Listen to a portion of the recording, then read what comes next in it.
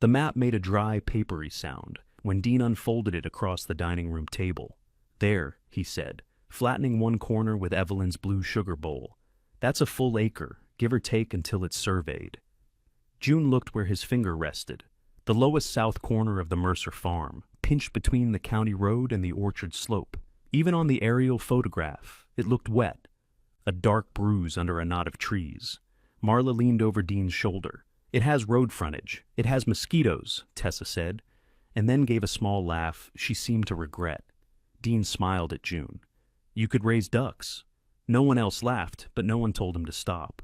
The estate attorney cleared his throat. He was sitting in Evelyn's place, which bothered June more than it should have. Behind him, the old brass bell remained on the windowsill, where Evelyn had kept it during her last year, close enough to ring whenever she needed help getting out of bed. The attorney touched the codicil with one finger. As written, Mrs. Mercer left June 1 acre, with the location to be jointly selected by Marla and Dean. June stared at the black patch on the map. Evelyn had given her an acre. Her family had chosen the one place on the farm where nothing grew. 3 days earlier, they had buried Evelyn in a navy dress she had always complained was too tight in the shoulders. Now, the house smelled of funeral lilies, coffee, and the ham Tessa had reheated twice without anybody eating much of it.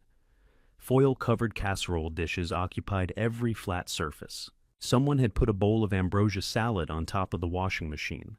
The attorney continued reading, although there was not much left to surprise anyone. Marla received the farmhouse and its surrounding lawn. Dean received the orchard, the equipment shed, and most of the working acreage.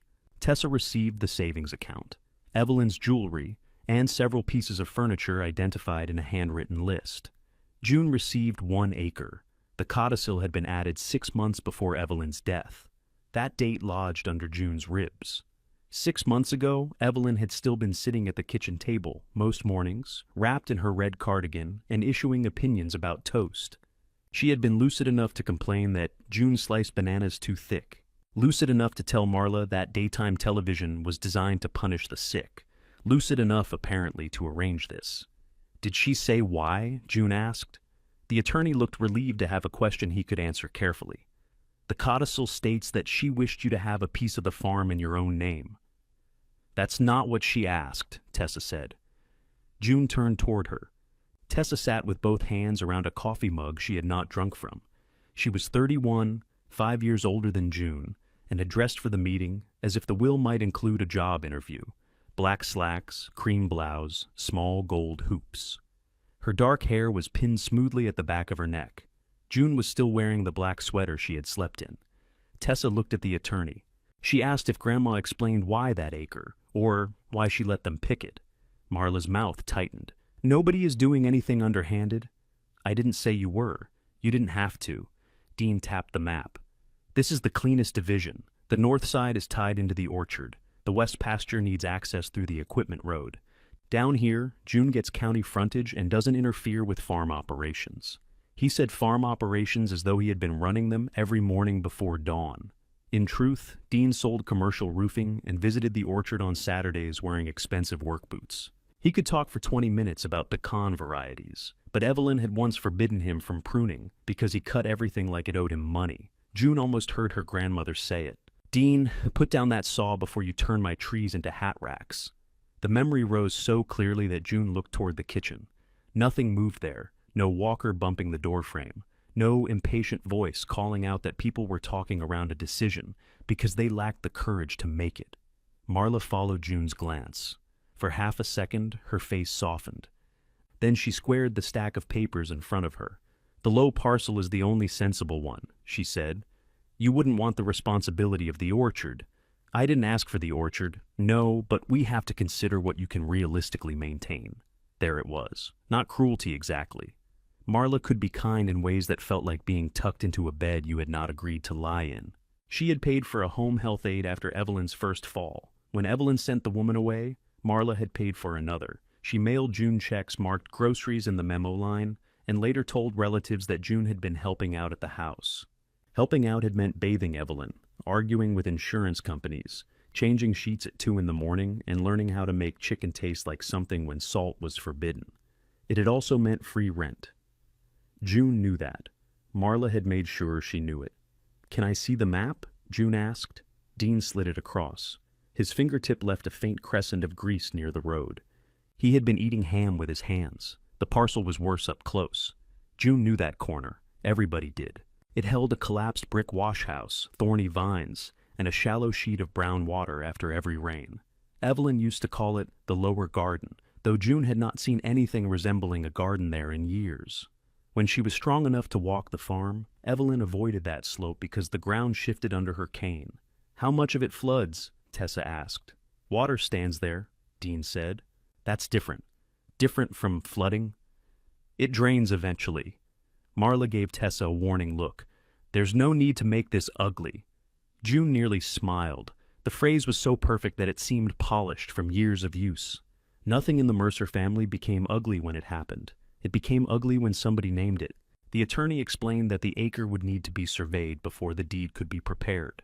His voice moved around June without entering. She looked at the bell on the windowsill and remembered the last time Evelyn had rung it. It had been just after midnight. June had come in expecting medicine or water and found her grandmother awake, staring at the ceiling. "I made a mess of things," Evelyn had said. June assumed she meant the sheets. By then, Evelyn sometimes became confused after dark, embarrassed by what her body could no longer manage. "You didn't," June had told her. "Everything's fine." Evelyn had gripped her wrist with surprising strength. "Don't let them tell you what a thing is before you've had a chance to look at it." At the time, June thought she meant the illness, or dying, or possibly the terrible peach cobbler Marla had brought that afternoon. Now, Dean was offering her a swamp, and Evelyn's sentence felt less like wisdom than a private joke whose punchline had died with her. "Fine," June said. Tessa set down her mug. "You don't have to answer today." "Yes, she does," Marla said, then corrected herself. "I mean, we all need to move forward. There are filings, insurance, utilities." "The electricity is staying on," June said. Marla's eyes flicked toward the attorney. "Of course, for now." The room went still enough that the refrigerator motor sounded loud. June looked at her aunt. "How long is for now?" Marla pressed her lips together.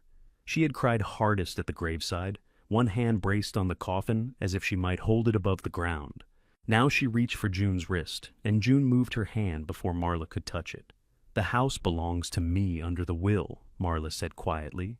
"I need to decide what I'm doing with it." "I thought 30 days would be reasonable," Tessa whispered. "Marla, what? Should I pretend this conversation won't have to happen?" June folded the map along Dean's creases. Once, twice, then again until the black patch disappeared inside it. 30 days, she said. Dean leaned back, relieved. "That's plenty of time to find an apartment." "Sure. You've got steady work. At a grocery store bakery. Work is work." June looked at him. "That's almost nice." To his credit, Dean flushed. The attorney began gathering papers. Chairs scraped.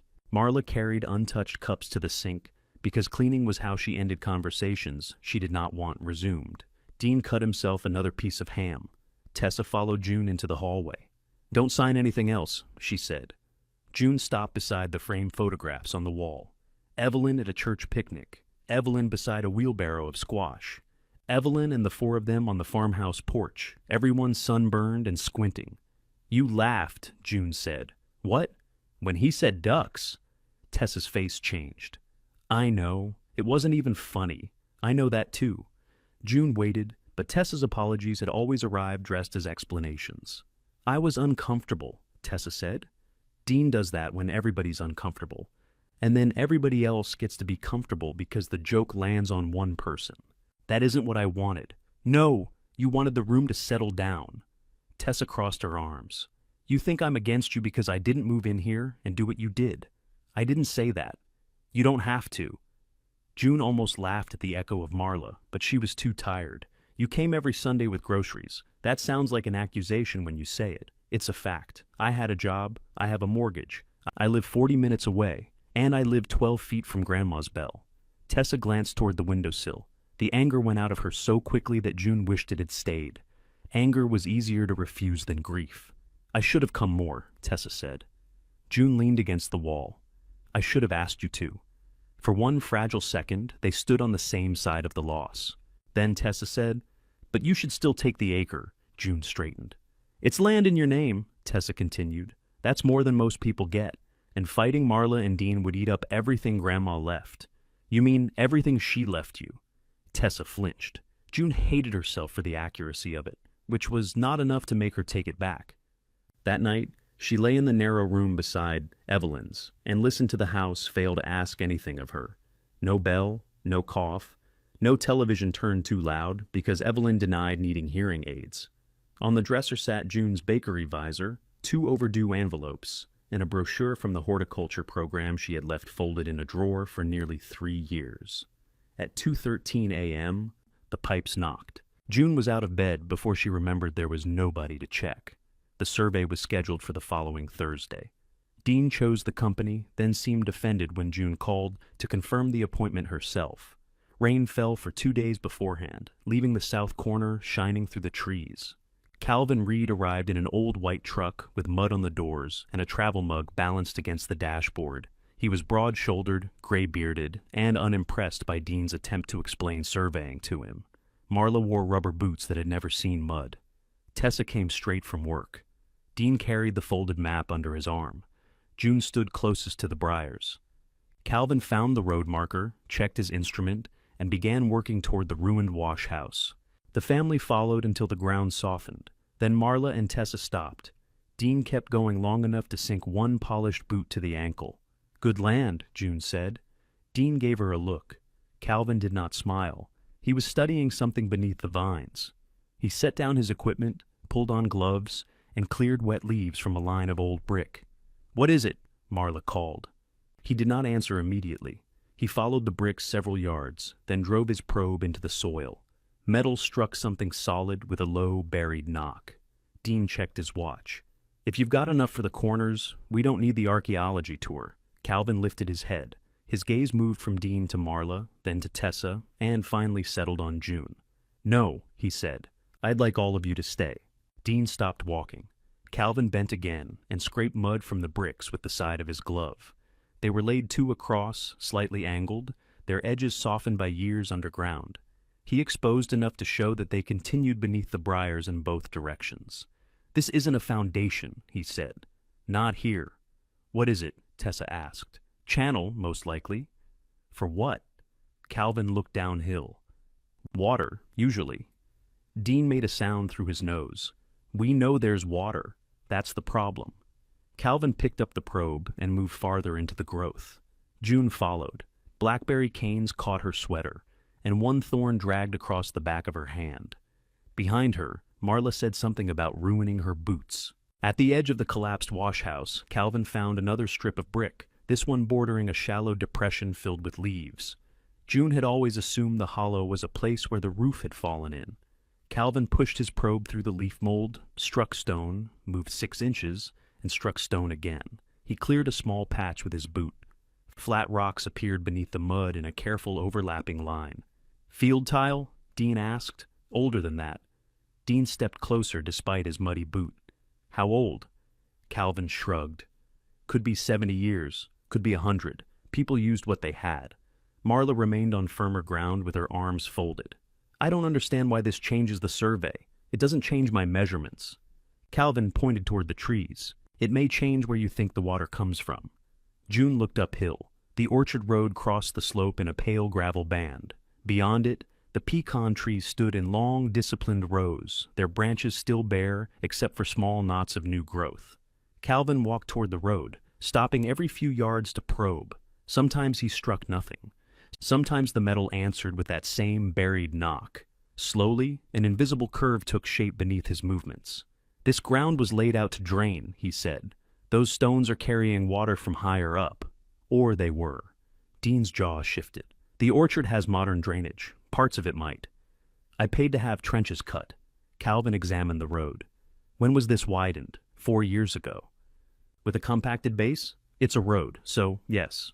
Calvin crouched beside the downhill shoulder. Rain had carved a shallow gully through the gravel, carrying gray silt into the briars. He pressed the probe horizontally into the bank and hit resistance. "There's probably an old outlet under here," he said. "You may have pinched it off." Dean laughed once too loudly. "You're getting all that from poking a stick in mud? It's a very expensive stick." Tessa covered a smile with her hand. Calvin stood. I'm telling you what the surface indicates. If you want to know exactly what's under the road, you dig. But this lower piece didn't turn wet by accident. Somebody built channels to collect runoff and move it through. Move it where? June asked. He pointed toward the ruined wash house. Down there first, by the looks of it. Marla frowned. Why would anyone move water toward a garden? The word hung there. June glanced at her. You remember it was a garden. I remember Mother calling it that. She didn't just call it that. Marla's expression sharpened. I was raised here, June. I know. Do you? It was a strange question, and June could not tell which of them it accused. Calvin spared them from answering by returning to his instrument. He set a rod, checked an angle, and sent June toward the road with a bright flag. Dean followed close behind, offering corrections Calvin did not request. The actual survey took another hour. The acre was not a neat square. It widened along the road, narrowed near the orchard slope, and included the wash-house ruins, the dark hollow, and several uneven terraces buried beneath thorn and honeysuckle. Calvin marked each corner with pink ribbon. The ribbons looked absurdly cheerful against the wet branches. At the southern edge, he pushed through a stand of privet and found a low stone wall. June could barely see it until he pulled away the vines. The stones formed a shallow arc, opening toward the road. Calvin studied the ground within it. There. There, what? Dean asked. Cistern, I'd guess. June stepped over the wall before anyone could stop her. In the center of the enclosure, beneath years of leaf litter, lay a round concrete cover with an iron ring set into it. Moss concealed half the surface. She knew the ring. Not from any recent memory. It belonged to flashes that had never seemed connected. Evelyn's hand stained green from tomato vines. A metal bucket ringing against stone, sunlight trembling on water. June remembered standing beside that wall while Evelyn washed dirt from carrots. She could not place how long ago it had been, long enough that Evelyn had still moved without a cane. June knelt and cleared moss with her fingertips. Don't open that, Calvin said. Not until somebody checks the structure. I wasn't going to. Dean leaned over the wall. Could be a septic tank. It isn't, Marla said. Everyone looked at her. She stared at the cover. It's the spring cistern.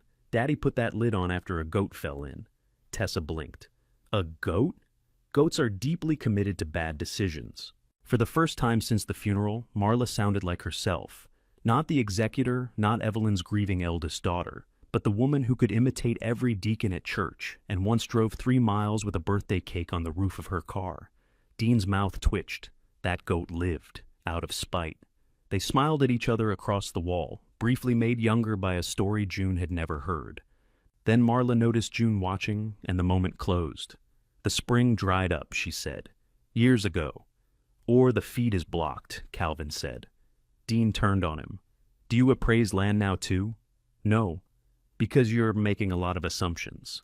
I'm pointing out features inside the parcel you selected, features that cost money to fix. Most land does. Calvin said it without judgment, but Dean heard judgment anyway. June stood and wiped her muddy palms on her jeans. So, this is the acre? Once I verify the bearings and calculate the area, yes. Near enough that any adjustment should be inches, not yards. And the channels? They're yours if they're inside the line. Anything extending uphill gets more complicated. Water doesn't pay much attention to deeds. Marla stepped around the wall.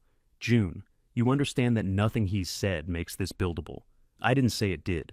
There's no power, no water service, no septic approval. I can see that. I just don't want you getting some idea and then claiming we misled you. June looked at the pink ribbons. You called it useless before we came down here.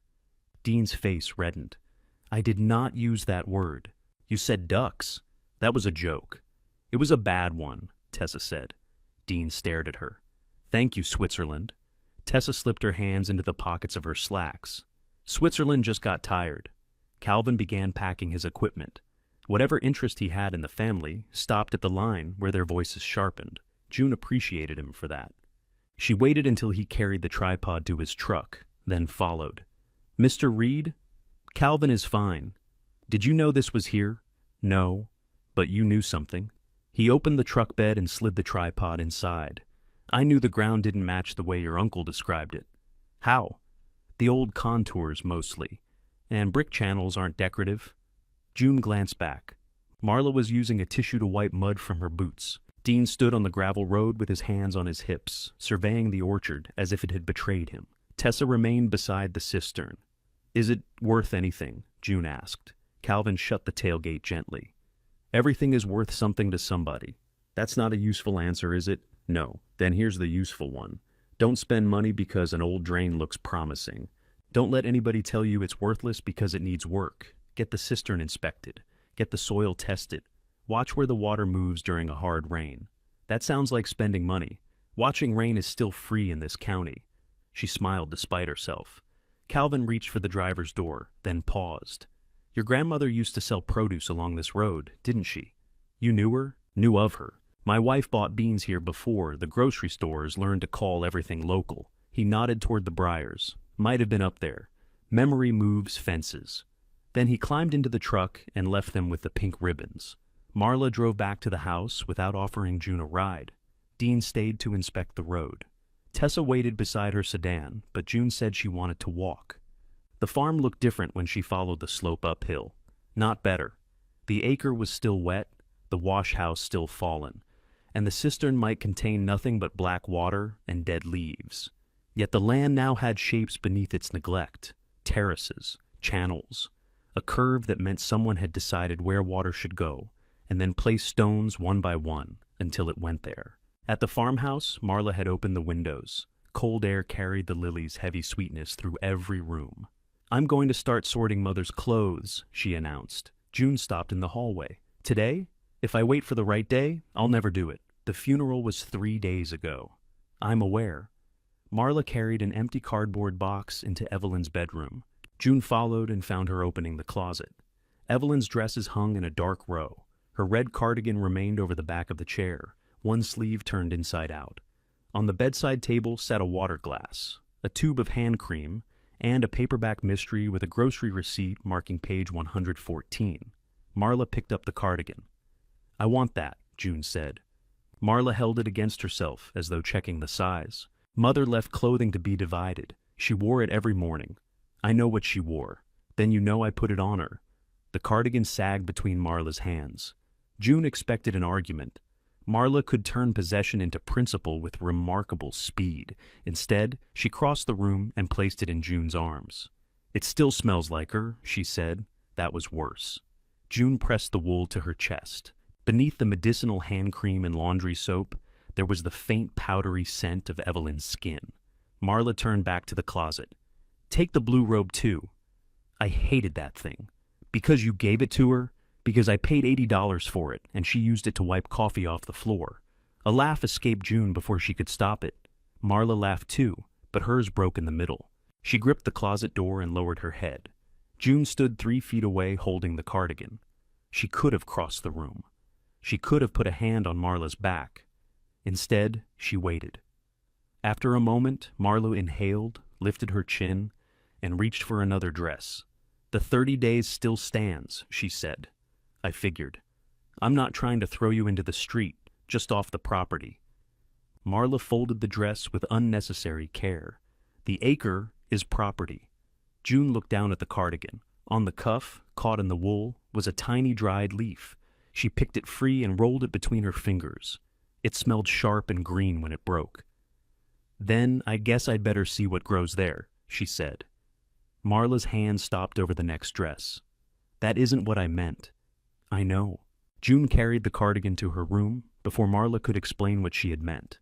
Explanations were dangerous in that house. They took sharp things and wrapped them in enough soft language that the person who got cut looked unreasonable for bleeding. She laid the cardigan on the bed, removed the horticulture brochure from the dresser drawer, and set it beside the wool. The cover showed 2 hands cupping dark soil around a lettuce plant. June had once considered the picture honest. Now she noticed that the fingernails were perfectly clean. Her phone buzzed. A message from Dean appeared in the family group chat. "Surveyor thinks old drainage may cross Orchard Road. Nobody disturb anything until deeds finalized." A second message followed. "This includes digging." June typed, "Does pulling weeds require written permission?" She stared at the question, deleted it, and slipped the phone into her pocket. At the bakery the next morning, she spent 4 hours piping yellow frosting flowers onto sheet cakes. The irony was so obvious it became irritating. By 8, Her hand smelled like buttercream, and the muscles between her shoulders had tightened into a single hard knot. Her manager, Lorna, found her checking apartment listings beside the industrial mixer. "You're either moving or having an affair," Lorna said. "Nobody looks that worried over normal texts. I'm moving." "Ah, more expensive than an affair." Lorna was 54, narrow as a broom handle, and believed sympathy worked best when disguised as sarcasm. She took June's phone without asking and scrolled. "You can't afford this one. I know. This one says cozy. Cozy means the toilet touches the stove. It has utilities included. So does prison." June took the phone back. "My aunt gave me 30 days. Lorna's face changed, but only slightly. She had attended Evelyn's visitation in her flour-dusted work shoes and stood beside the casket for less than a minute. "What about the land? You heard about that? Your uncle ordered a retirement cake last year. He talks. He isn't retired. He still talked for 40 minutes. June checked the oven timer, though it had 6 minutes left. "There's no house on the Acre. Put one there." "With what money?" Lorna glanced around the bakery. "Not what we pay you." That could have hurt if it had come from anyone else. From Lorna, it was an acknowledgement of fact. "Sell it," she said. "I've thought about it. Think faster. Land sounds impressive right up until it needs taxes and a mower." By lunch, Lorna had written the number of her cousin's real estate agent on a piece of cake label paper. June called from her car and described the acre while trying not to make it sound like something she had won in a radio contest. The agent, a man named Barry, asked about sewer access, water service, zoning, frontage, and the survey. His enthusiasm diminished with each answer. "Road frontage is good," he said finally. "That's what everybody keeps saying. But an acre can be tricky in the county. If it won't pass a perk test, you may be looking at recreational use." Recreation in the mud? People have different hobbies. He agreed to visit once the deed was recorded. His voice had the same careful brightness the attorney used when explaining bad news. June stopped at the south parcel after work. The rain had ended, but water still shone between the thorn canes. Calvin's pink ribbons moved in the breeze. She stayed outside them, obedient to Dean's message, and watched a thin brown trickle slide beneath the orchard road before disappearing under a mat of leaves. Nothing about the acre asked to be loved. That almost made it easier. The farmhouse did. Every drawer June packed offered some small ambush. Evelyn's rubber bands wound into a ball. A takeout menu with her notes beside 3 dishes. Too salty, bland, never again. 2 peppermint candies fused together in the pocket of a winter coat. Tessa came Saturday with storage bins and a roll of labels. She wore jeans, an old college sweatshirt, and the expression of somebody prepared to be useful, but not necessarily welcome. "I brought coffee," she said. "Bribery? Preventive medicine." She handed June a cup and carried the bins upstairs without waiting to be invited. They packed quietly for nearly an hour. June owned less than either of them expected. Clothes, books, a lamp, a set of kitchen knives, the narrow desk Evelyn had let her move into the bedroom. Most of the room belonged to the years June had spent in it, and years did not fit into bins. Tessa held up the horticulture brochure. "You kept this? It made a good coaster. There are no rings on it. I'm a careful drinker." Tessa opened it. "They still offer the program." June took the brochure from her. "I need an apartment before I need tuition. I could help." "With which?" "Either." The answer landed badly because Tessa meant it. June put the brochure into a bin marked paperwork. "You got Grandma's money 4 days ago. I had money 4 days ago, too. Then why didn't you offer when I was buying her prescriptions? I thought Marla was reimbursing you." "She reimbursed the big ones." Tessa sat on the edge of the bed. "Why didn't you tell me?" "Because every time I mentioned money, you reminded me I wasn't paying rent. I said that once. You said it once to me." The rest of the sentence did not need speaking. Tessa looked toward the open door, as if family gossip might still be hovering in the hallway. "I was worried about you," she said. "You stopped classes, cut your hours, and kept saying it was temporary. Then a year passed, then another. Grandma got worse. You got smaller." June folded a sweater and pressed it flat. "That's a lovely thing to say. I didn't mean unimportant. You rarely mean the thing that comes out, and you always mean exactly enough to punish somebody." The words struck cleanly. June looked up. Tessa's eyes filled, which annoyed June because tears made every argument seem decided. "I'm sorry," Tessa said. "That was cruel. It was also pretty good. A startled laugh escaped her sister. June laughed too, once against her will. Tessa wiped beneath her eye. Can we please be bad at this without acting like only one of us is bad at it? June handed her a stack of books. Put these in the bin. That isn't an answer. It's what I've got. They worked until the room echoed. Before leaving, Tessa placed an envelope on the desk. June pushed it back. No, it's not inheritance money. I don't care what year the money was born. It's enough for a deposit. No. June, if I take that, you'll start trying to make decisions for me. I already do that for free. I've noticed. Tessa left the envelope anyway. June found it after her sedan pulled away and drove it to Tessa's house that evening. She did not go inside. She slid it under the front door and texted, I love you. Stop it. Tessa replied, I love you too. You're exhausting. By the second week, June had seen 4 apartments. One smelled of cigarettes beneath fresh paint. One had a bathroom door that could not open fully because it struck the sink. The cheapest was a room above a laundromat on Ash Street, reached by an exterior staircase with a handrail that moved if touched. The owner lived in the unit across the hall. Mrs. Alvarez was a retired respiratory therapist with silver hair, red glasses, and no patience for cosmetic descriptions. The ceiling stains are old, she said. The laundromat pipes knock when somebody runs the big machines. You'll hear music from the nail salon on Fridays, and the closet is insulting. June looked inside the closet. That is personal, she agreed. The rent is what I told you. No surprise fees. You clean the stairs twice a month. The room had 2 windows, a narrow kitchenette, and enough space for Evelyn's chair if June decided to bring it. It also had a lock Marla did not own. I'll take it, she said. Moving day arrived in a cold drizzle. Dean brought his pickup. Tessa came with packing tape and refused to mention the returned envelope. Marla stood in the hallway directing traffic until June handed her a lamp and told her to be useful. For 2 hours, grief wore the ordinary clothes of irritation. Not that box on top. I wrote fragile. You wrote it in pencil. Pencil is a recognized form of writing, Dean. Who packed this? It weighs as much as a transmission. Those are books. Why do you own books about dirt? So I can identify where to bury you. Dean laughed hard enough that he nearly dropped the box. Even June smiled. Marla carried the red cardigan downstairs, draped over both arms. She had placed it in a garment bag. It doesn't need that, June said. It had a leaf caught in it. I took the leaf out. There were crumbs in the pocket too. Those were probably Grandma's. That does not improve them. At the truck, Marla adjusted the garment bag so it would not crease. Her fussing slowed. Your room looks strange empty. It was never my room to you. Marla kept her eyes on the zipper. That's not fair.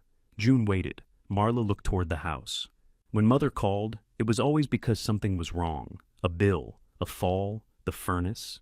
You were here, so she got to call me with problems already softened around the edges. You think I made it look easy? I think I let myself believe it was. The admission was quiet enough that June could have pretended not to hear. Marla handed over the cardigan. I still need the key. June took it from her ring. The brass was warm from her hand. For one wild moment, she wanted to throw it into the wet grass. Instead, she placed it in Marla's palm and closed Marla's fingers over it. At the room above the laundromat, the 4 of them arranged furniture badly and disagreed about where the bed should go. Dean repaired the loose handrail without being asked. Tessa stocked the refrigerator with groceries, then claimed she had bought them for herself by mistake. Marla wiped every kitchen shelf twice.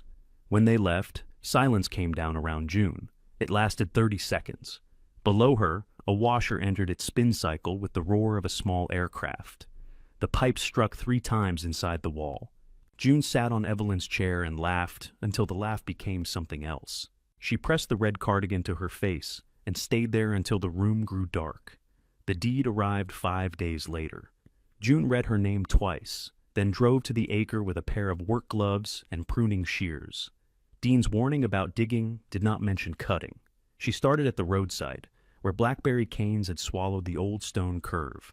One branch resisted so fiercely that when it finally snapped, June fell backward into the mud. She lay there, staring at the pale sky. Then she got up and cut another.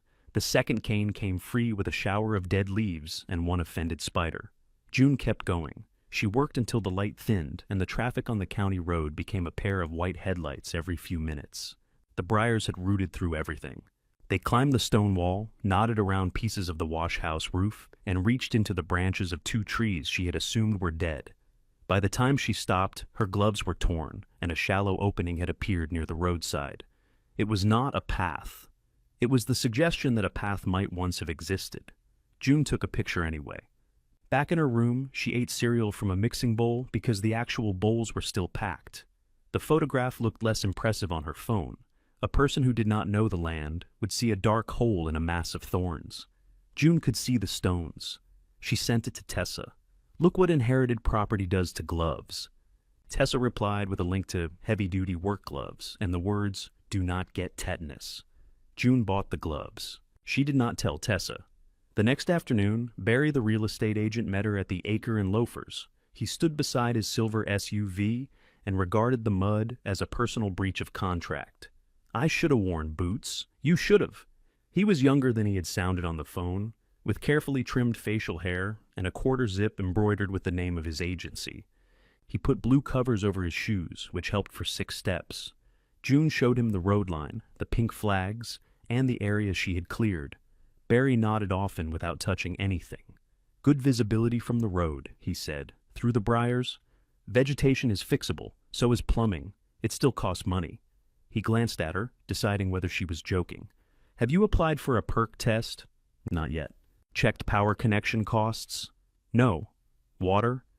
"There's an old spring cistern." "That's not the same thing as a permitted well." "I know."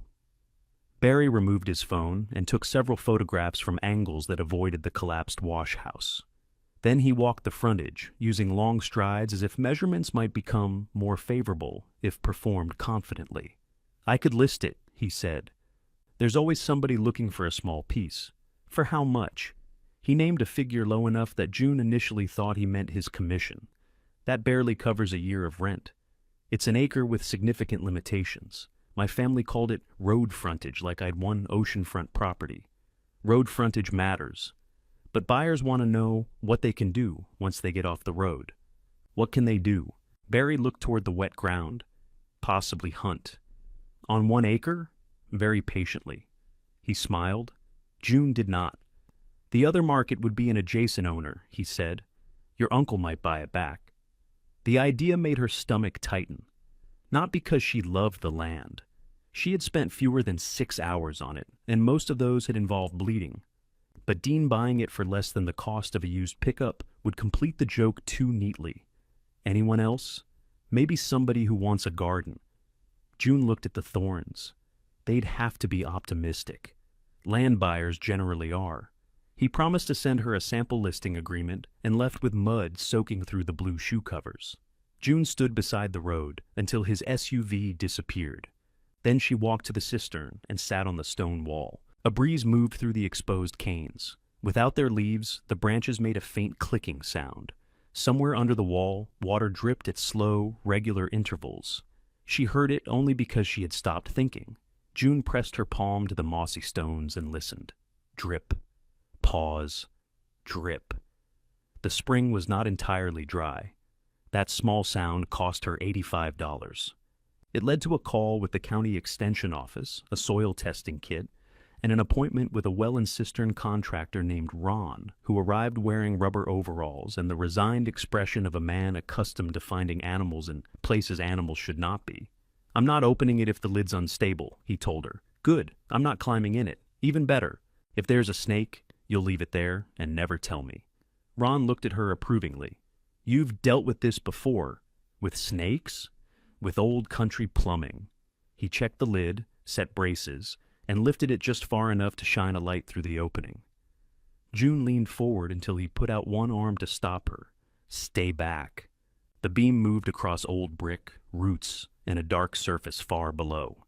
"There's water," he said. "How much?"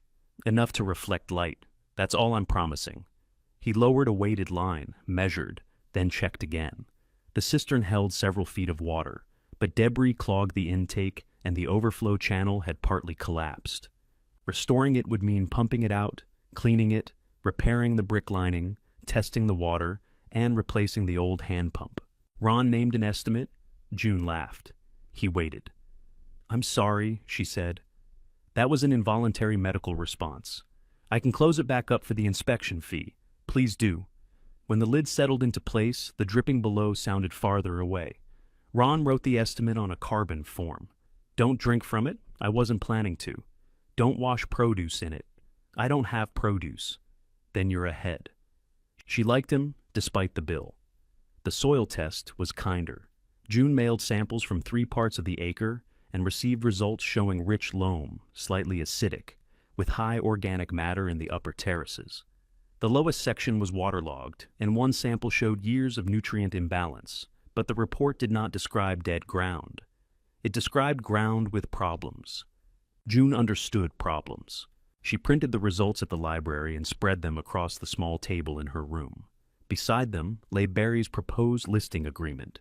He recommended pricing the acre low enough to attract cash buyers and warned that it could remain on the market for months. Below, the laundromat's dryers rumbled. Mrs. Alvarez knocked once and entered carrying a plate covered in foil. "You looked pale on the stairs," she said. "I work in a bakery. Pale is our uniform. Eat anyway." Under the foil were 2 chicken enchiladas. June made room for the plate among the soil reports. Mrs. Alvarez picked up a page. "Are you farming? I'm considering failing to sell land. That is a very specific career." June showed her the listing agreement. Mrs. Alvarez read the asking price and clicked her tongue. "My brother paid more for a base boat. Did the boat have a bathroom? No, it barely had a bottom."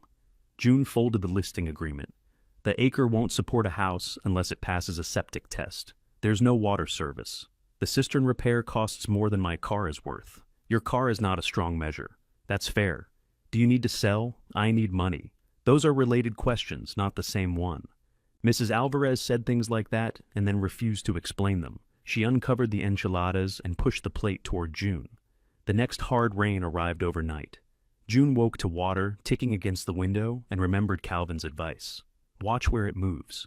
At 6, before her bakery shift, she drove to the farm with a flashlight and Evelyn's old raincoat over her uniform. Water spilled off the orchard slope in silver sheets. It struck the raised gravel road, spread along the uphill shoulder, then forced itself through 2 narrow cuts. One stream ran over the road and poured directly into June's lowest ground. Another vanished into the gravel near the place Calvin had probed. The old drains were taking some water, not enough. June stepped through ankle-deep mud, following the flow. Beneath the briars, water moved along the exposed brick channel toward the cistern. The channel had not been designed to make the ground wet. It gathered what was already coming down and gave it somewhere to go. Near the wash house, leaves and branches formed a dense plug. Water backed around it, spreading over the terrace. June crouched and pulled at the debris. The mass shifted. Brown water surged through the opening, soaking her sleeves and carrying a branch past her knee. For several seconds, the channel cleared with a noise like a bathtub draining. Then the flow stopped against something deeper. "June!" Dean's voice came from the road. She stood. He descended the slope in a green rain jacket, boots sliding. "What are you doing?" "Watching rain." "With your hands?" "It was clogged. I told you not to dig. I'm pulling leaves. You don't know where that channel goes. Neither do you. It could run under my road. It does run under your road. That's why all this is happening." Dean looked uphill. Water had begun cutting across the gravel, carrying pale stones into the orchard.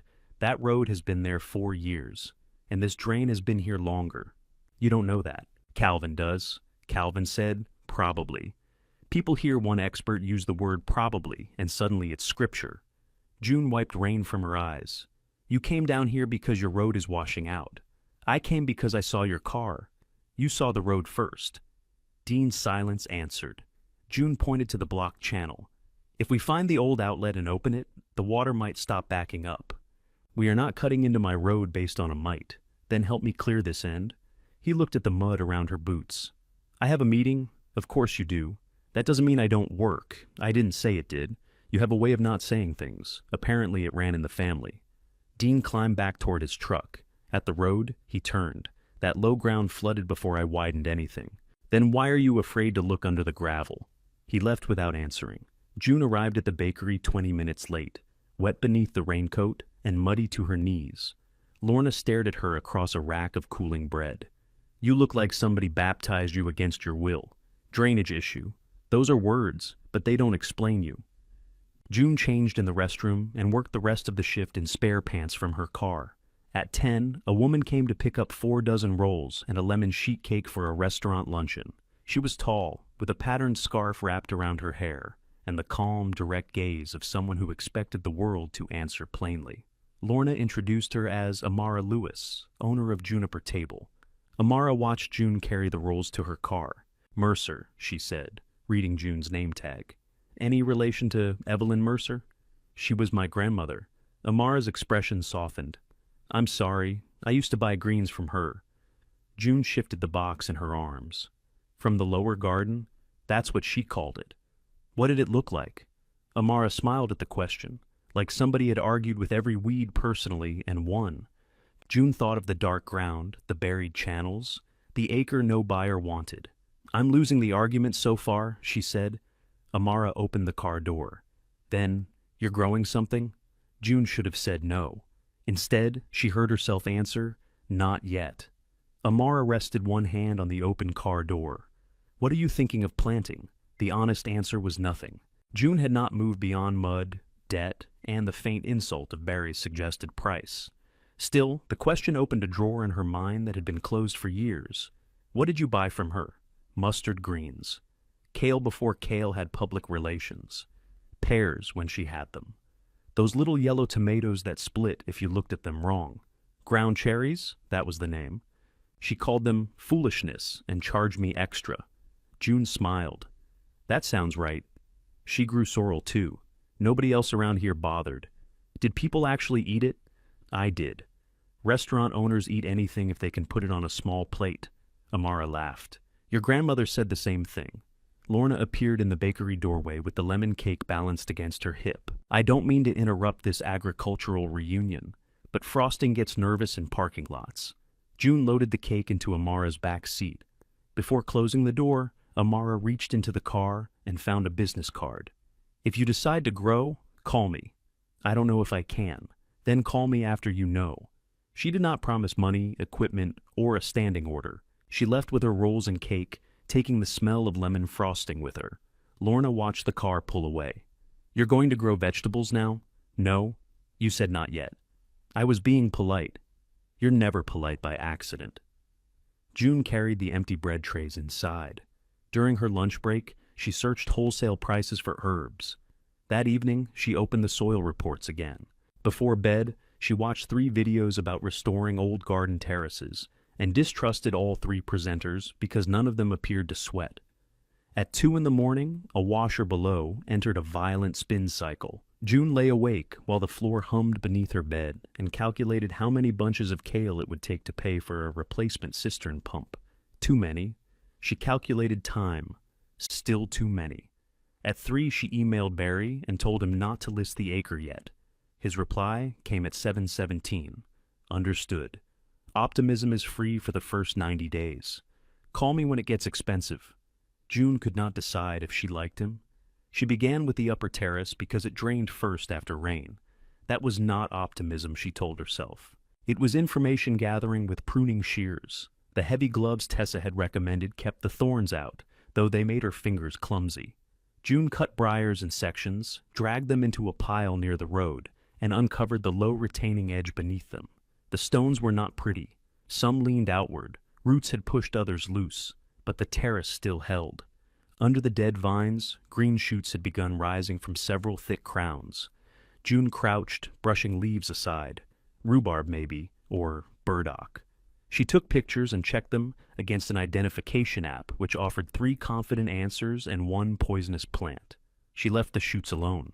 The next morning, she stopped at a farm supply store and bought seed starting mix, cell trays, kale, chard, dill, parsley, thyme, and 1 packet of ground cherries she could not justify. The total at the register made her put back a new shovel. At the room, she spread newspaper over the small table and filled trays while Mrs. Alvarez watched from the doorway. You told me you were failing to sell land, Mrs. Alvarez said. I've expanded into failing to germinate seeds. That is growth. It's something. The south-facing window held only 4 trays. June balanced 2 more on Evelyn's narrow desk and placed another on top of the refrigerator, although the light there was terrible. She labeled everything with strips cut from a yogurt container. For 3 days, nothing happened. On the 4th, a loop of green appeared in the dill tray. June bent over it with both hands on the table. It was barely a plant. It was a pale hook lifting a black seed coat through the soil. The sight of it struck her with such force that she straightened and looked around, embarrassed to be caught. No one was there.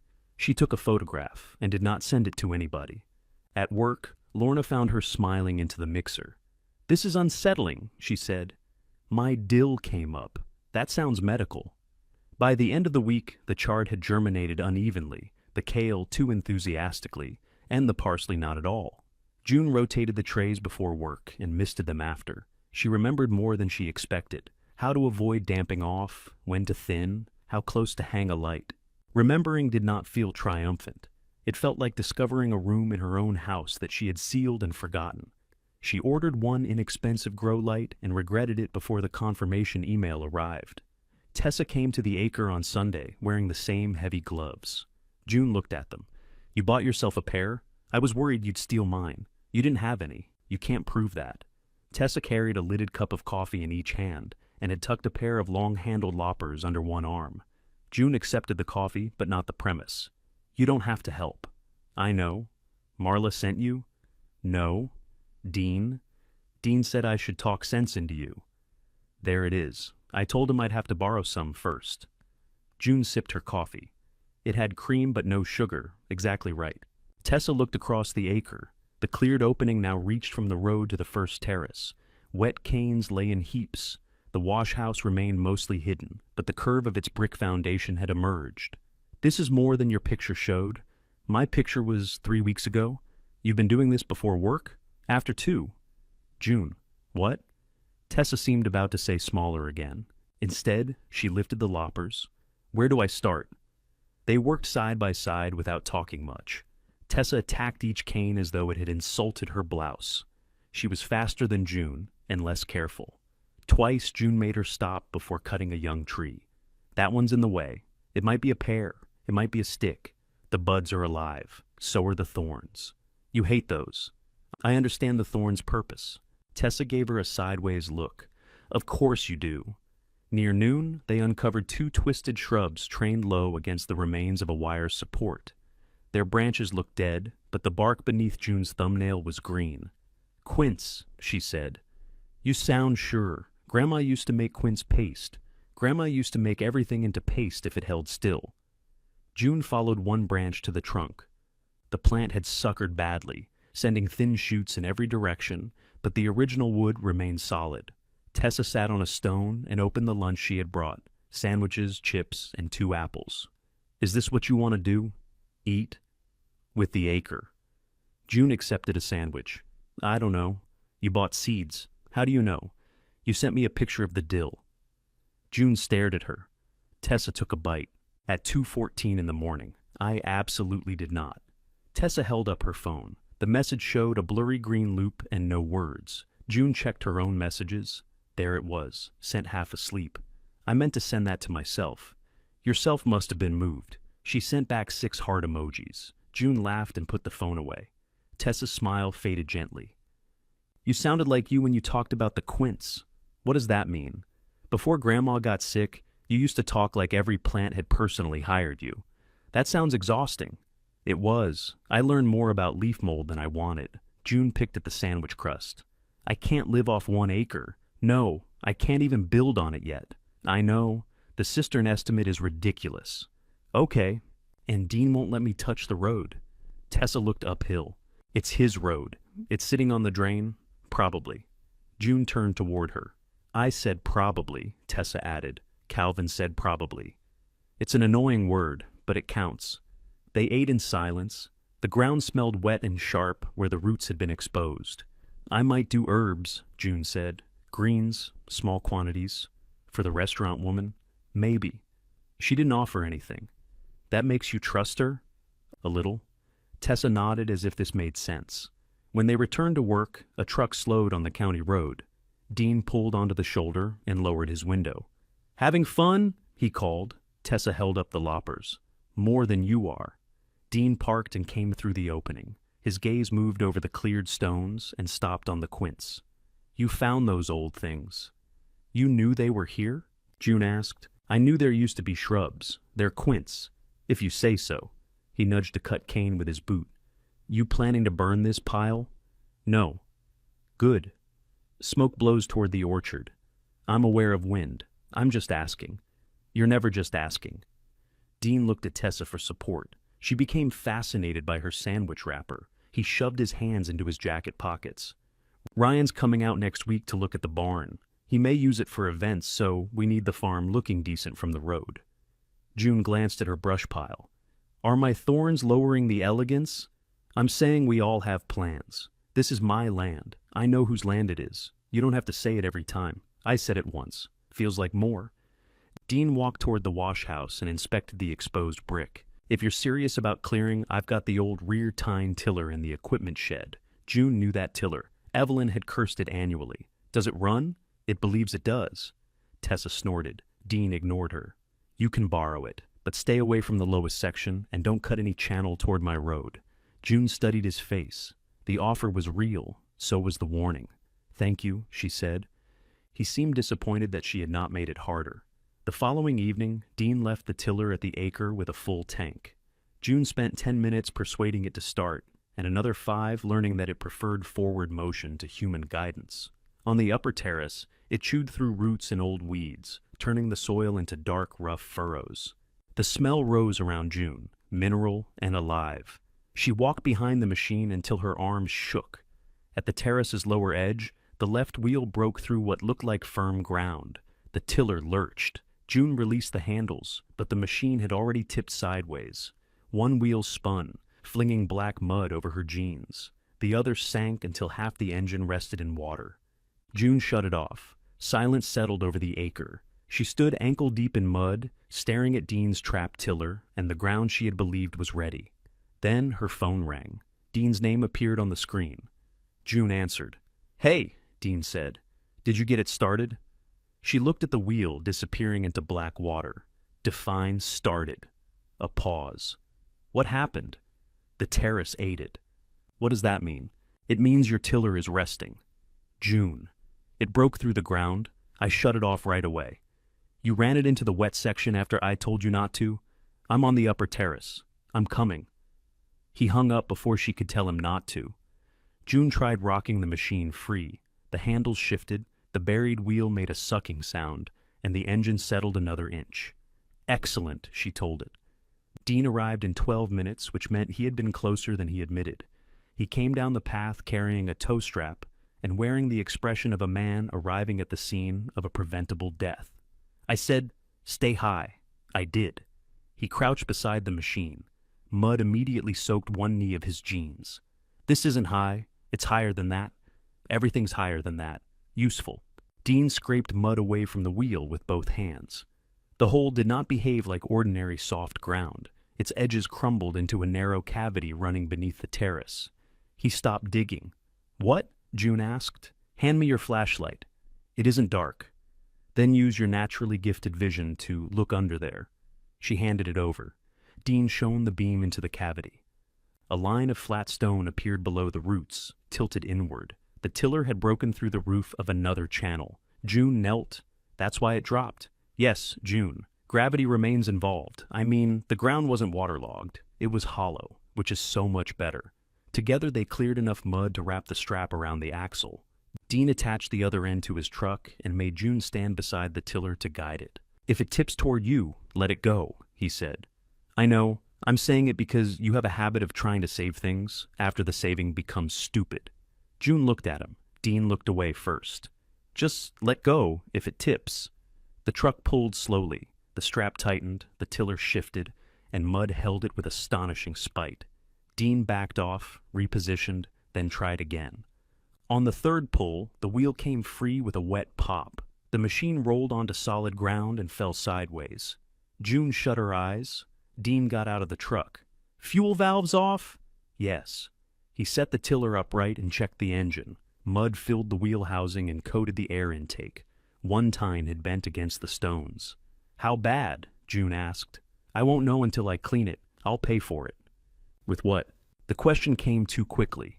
June's shoulders tightened. Money, Dean? The medium of exchange. I didn't mean it like that. You usually don't. He exhaled and wiped his hands on his jeans, making them worse. This thing was old when dinosaurs planted corn. I'm not billing you. I said I'll pay. And I said I'm not billing you.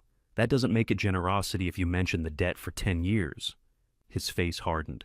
You think every favor comes with a hook. In this family, Grandma let you live in her house. I took care of her. See? You can't let one thing be given without putting your labor on the other side. June stared at him. You all put my rent there first. Dean opened his mouth, then closed it. Water moved faintly in the broken channel beneath them. He crouched and examined the stones again. This needs to be capped before someone steps through. I can reset them. You don't know how? I can learn. Not from a video. No, those people never sweat. Dean gave her a baffled look. Never mind. He carried 2 flat stones from the edge of the terrace and showed her how the larger one had to bridge the sidewalls without pressing inward. He knew more than June expected. When she asked where he learned, he said their grandfather had made him repair a section near the orchard after he drove a tractor over it. You broke one too. I was 17. You had fewer years of experience. I had hair. They reset the stones, packed soil around the edges, and marked the weak section with 2 stakes. Dean worked without hurrying. Mud dried in lines on his forearms. Grandma used to run these channels every spring, he said. She'd send water through and walk the whole length. Why did she stop? Her knees. Then Dad died, and nobody knew which pieces connected. You knew this one was here. I knew there were drains. I didn't know there were this many. June looked uphill at the road. Dean followed her gaze. Don't start. I didn't say anything. You were about to. Probably. He almost smiled. The tiller needed a new filter, a belt, and 1 replacement tine. Dean bought the parts before June could, then left the receipt on the machine when he returned it. She found him at the equipment shed. You said you weren't billing me. I'm not. That's what it cost, so you stop imagining I bought you a tractor. June looked at the total. It was less than she had feared and more than she could comfortably lose. She paid him in 2 installments. He complained about that too. Without the tiller, June shaped the first beds by hand. She kept them narrow and high, incorporating compost she bought by the bag because she had not yet produced enough of her own. The expense of each bed offended her. Soil was beneath her feet in every direction, yet the useful version came sealed in plastic and cost $9. The seedlings outgrew her room. Their leaves brushed the window. Mrs. Alvarez helped her carry the trays downstairs each morning to harden them on the laundromat's sunny back step. You have tenants now, Mrs. Alvarez said. They pay less than you. They're quieter. They drink constantly. June moved the parsley into better light. Only 7 cells had germinated. Some of them are freeloaders. Amara returned to the bakery for sourdough rolls. June waited until Lorna went into the freezer before speaking. If I had baby kale, chard, dill, and thyme in about 6 weeks, what would you actually buy? Amara did not answer right away. How much are you planting? Not enough to make you nervous. Good. New growers get excited and offer me 50 pounds of something nobody orders. 8 short beds, maybe 10 if the ground dries. Bring me 2 pounds of mixed greens twice a week, 6 bunches of dill, 4 thyme. June did the math in her head. That's not much, she said. No. It's enough for you to learn whether you can deliver on Tuesday when it rains Monday. What about price? Amara named one, and June tried not to react. It was better than wholesale, worse than the number she had invented at 2 in the morning. I can do that. Don't say it fast. I can do it slowly. Can you wash and cool the greens? Not at the Acre yet? Then solve that before you promise me anything. June thought of the broken cistern and her kitchenette sink. I'll solve it. Amara took out her card again, then saw recognition on June's face. You still have the first one? In my car, where all good business records live. Beside my spare pants. Amara smiled. Call me when you have something I can taste. The arrangement was not enough to pay rent. It was enough to turn the beds from an experiment into an obligation. June transplanted on a clear Thursday evening. She set kale and chard in 2 rows, tucked dill into the edges, and covered the soil with straw. The tiny plants looked defenseless outside. In her room, they had occupied every surface and seemed vigorous. On the acre, they were green punctuation marks in a large brown sentence. A car horn sounded from the road. Ryan Mercer climbed from a dark pickup and waved as though arriving at a reunion. He was Dean's son, 32, broad through the chest, with a close-cropped beard and the same easy smile that had gotten him forgiven for most things before he asked. "I heard you went commercial," he said. "I planted 26 kale plants. I stand corrected. International conglomerate." Ryan stepped carefully between the beds. His boots were clean enough that June wondered whether he had changed them to visit the barn. "What do you think?" she asked. "Honestly?" "No, lie with conviction." He surveyed the cleared terrace. "It looks better. I forgot all this was down here. So did everybody. Dad says you found the old water system, parts of it. He also says you nearly murdered his tiller. The tiller made a full recovery." Ryan crouched beside the chard. "I'm looking at the barn for events, small weddings, company dinners, that kind of thing," Dean mentioned. "I'd lease it from him, put in lighting, clean up the loft, maybe restore the big doors. People pay ridiculous money to eat dinner near farm equipment. I eat lunch near an industrial mixer for free. You're missing a revenue opportunity." His humor was affectionate, but his eyes kept moving toward the brush piles near the road. "You want me to move those?" June said, eventually. "The turn-off sightline matters. They're on my acre. I know. I'm not telling you what to do. You drove here to admire kale?" Ryan stood. "I drove here to see what you were doing before I drew plans that ignored it." That surprised her enough to quiet the answer she had prepared. "I thought maybe your produce stand could work with events," he continued. "Local flowers, herbs, whatever. Makes the whole place feel intentional. My mud improves your branding. Your mud is very authentic." June looked toward the barn, barely visible uphill through the pecan rows. Ryan's idea sounded polished, expensive, and dangerously dependent on other people believing old wood was romantic.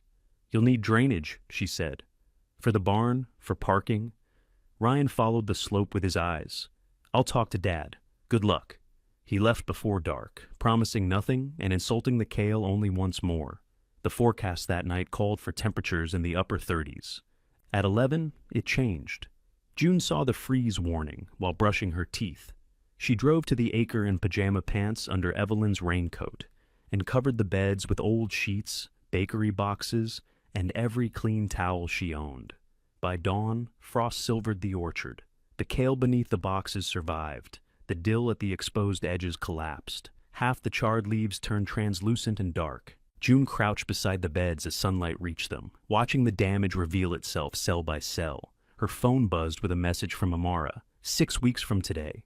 "Tell me if Tuesday delivery is realistic." June looked at the flattened dill, the towels frozen stiff, and the bare beds she had not yet planted. Then she typed, "Ask me again in 4. Amara sent back a thumbs up. June disliked the little yellow hand. It seemed far too cheerful for a woman who had just been offered uncertainty as a delivery schedule. She tucked the phone into her pocket and lifted one of the boxes. Beneath it, the surviving kale stood stiff with cold but upright. She removed the wet cardboard, checked each plant, and pinched away the worst leaves. The chard looked tragic, though several centers remained green. The dill was finished. "Fine," she told the bed. "Nobody asked you to be brave." She stopped at the farm supplies store before work and bought another packet. The next 4 weeks narrowed into a routine that left little room for doubt because doubt took time. June opened the bakery at 5, left at 1:30, ate in her car, and reached the acre by 2.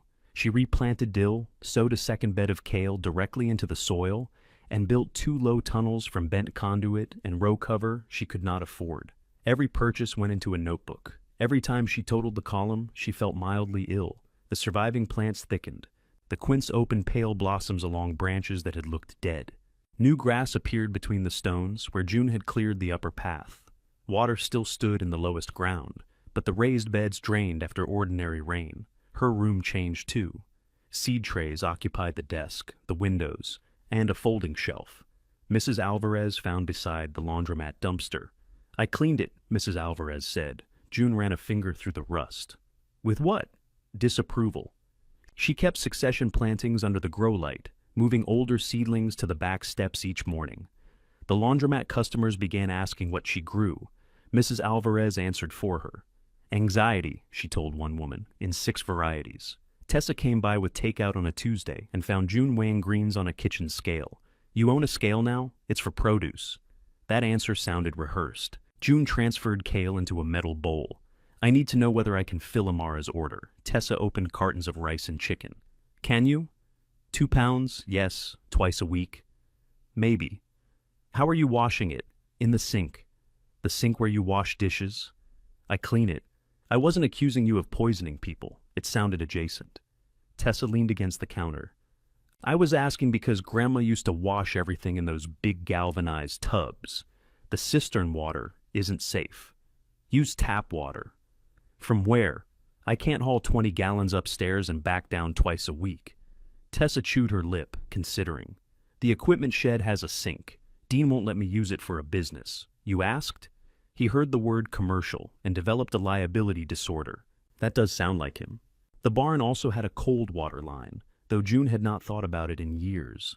Evelyn once used the sink there when the wash house pump stopped working. Ryan was cleaning the barn for his event idea, and unlike Dean, he tended to agree to requests before calculating how they might inconvenience him.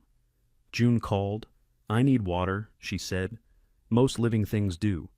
Potable water and a place to wash greens. In the barn? For a few weeks. I'll bring my own tubs, clean up, and pay you. You're not paying me to use a sink. Then I'll ask Dean. $25 a month. You invented that number. It's the market rate for one rustic sink with authentic spider webs. June agreed before he could reconsider. The barn stood on Dean's acreage above the lower garden, beyond 2 rows of pecan trees. Ryan had already cleared old lumber from the central aisle and hung sample strands of cafe lights along one beam. In daylight, the lights looked foolish. At dusk, June could imagine them flattering the old wood. The sink occupied a lean-to room at the back. Rust marked the basin, but the water ran clear and cold after several minutes. Ryan helped June scrub the space, then produced an old refrigerator from behind a stack of feed bins. Does it work? She asked. It hums. That's not the same. It also gets cold enough to freeze beer in the back. Why do you have a refrigerator that freezes beer? Poor judgment and free delivery. They plugged it in. The compressor rattled, stopped, then started again with a deep vibration. I'll pay for electricity, June said. Add $5 to your imaginary lease. $25 was the lease. Inflation? June wrote $30 in her notebook. Ryan watched. You really are tracking this. Businesses usually track money. I was planning to rely on charm. That explains the lights. He looked up at them. Too much? Not if you're hosting a very romantic loading dock. Ryan laughed, but his gaze lingered on the rafters. Dad thinks I'm going to spend a fortune and quit halfway. Are you? I'm hoping to spend half a fortune and quit 3/4 through. It was the kind of joke he used when the truth felt close. June set her tubs under the sink. Why events? People pay to make memories in buildings nobody wants to maintain. That sounds optimistic.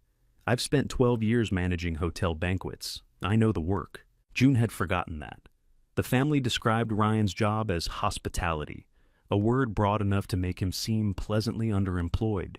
In reality, he managed staff, vendors, drunken speeches, broken glass, and dinners where 100 people expected their chicken to arrive hot at the same moment. You might be good at it, she said. He leaned against the refrigerator. Don't sound so alarmed. On the first delivery morning, June harvested before sunrise with a headlamp over Evelyn's red cardigan. The wool was impractical and caught burrs, but the air was cold, and wearing it made the dark feel less empty. She cut kale leaf by leaf, leaving the centers to grow. The chard had recovered enough to add color. Dill filled only 3 bunches, not 6. She considered making the bunches smaller and rejected the thought. Evelyn had despised stingy bunches. At the barn, June washed the greens twice, spun them in mesh bags, weighed them, and packed them into clean containers. The refrigerator cooled them, while she changed for the bakery and the equipment room. She delivered after her shift, smelling faintly of bread and damp soil. Juniper Table occupied a renovated storefront with green-painted windows and a narrow patio. Inside, cooks moved through the open kitchen beneath hanging pans. June suddenly saw every flaw in the kale. One torn edge, a pale leaf, a stem cut too long. Amara met her near the back door. You're short on dill, June said before hello. I can count. 3 bunches instead of 6. The frost killed the first planting. Amara opened a container and lifted a kale leaf. She tasted the raw edge, chewed, and examined the chard. What did you wash with? Potable cold water. Twice. Cooled within 40 minutes. Good. Do you want it? I wouldn't be standing here chewing if I didn't. Amara handed the containers to a cook and returned with a check. The amount was exactly what they had discussed, minus the missing dill. June held it by the edges. You can tell people I cried, she said, but make it sound dignified. I don't lie to customers. I'm your supplier. Then I lie even less. Amara looked at the red cardigan. A burr clung near the pocket. Evelyn wore that in the garden. She wore it everywhere. She once delivered turnips with 2 different slippers on. June smiled. She denied it. She claimed one was a gardening shoe. For a moment, Amara seemed ready to say more. Instead, she nodded toward the kitchen. If your second cutting stays this tender, I can use more next month. Don't increase yet. Consistency first. The check did not cover the row cover, the replacement dill, the tubs, the scale, or the refrigerator lease. June deposited it anyway and saved a picture of the balance. She delivered again Friday, then Tuesday. The kale grew faster after each careful cutting. The chard recovered. The second dill planting rose in a soft green line. On the 5th delivery, Amara sent out a plate holding grilled chicken over wilted greens with sorrel sauce from another farm. June ate standing beside the prep table.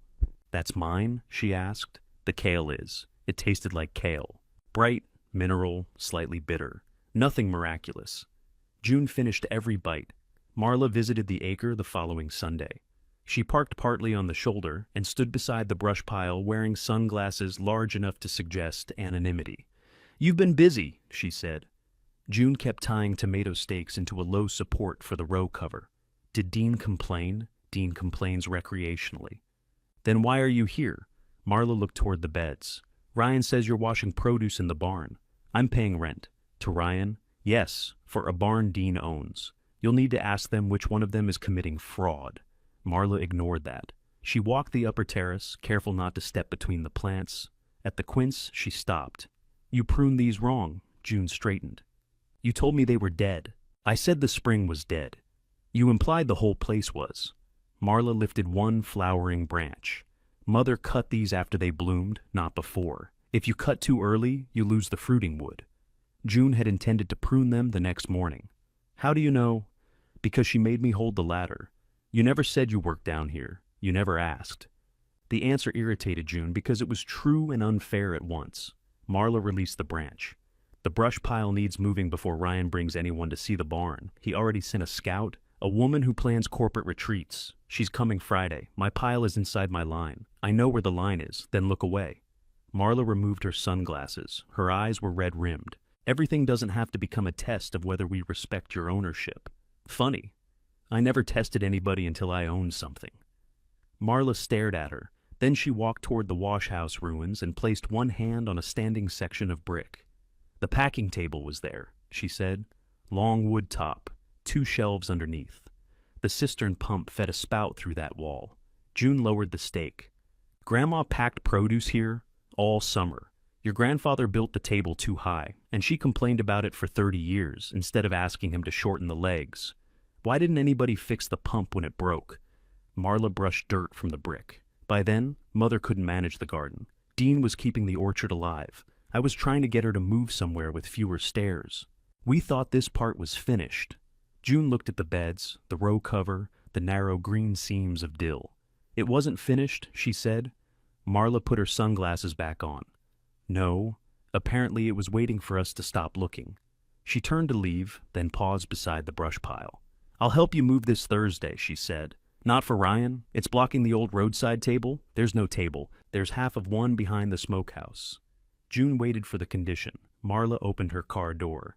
And you'll leave the quince alone until I show you where to cut. It was not quite a condition. It was close enough to an invitation that June did not refuse. Marla arrived Thursday in old jeans and Evelyn's gardening hat. June recognized the hat before she recognized her aunt. It was straw, broad-brimmed, and crushed on one side, where Evelyn had repeatedly shut it in the mudroom door.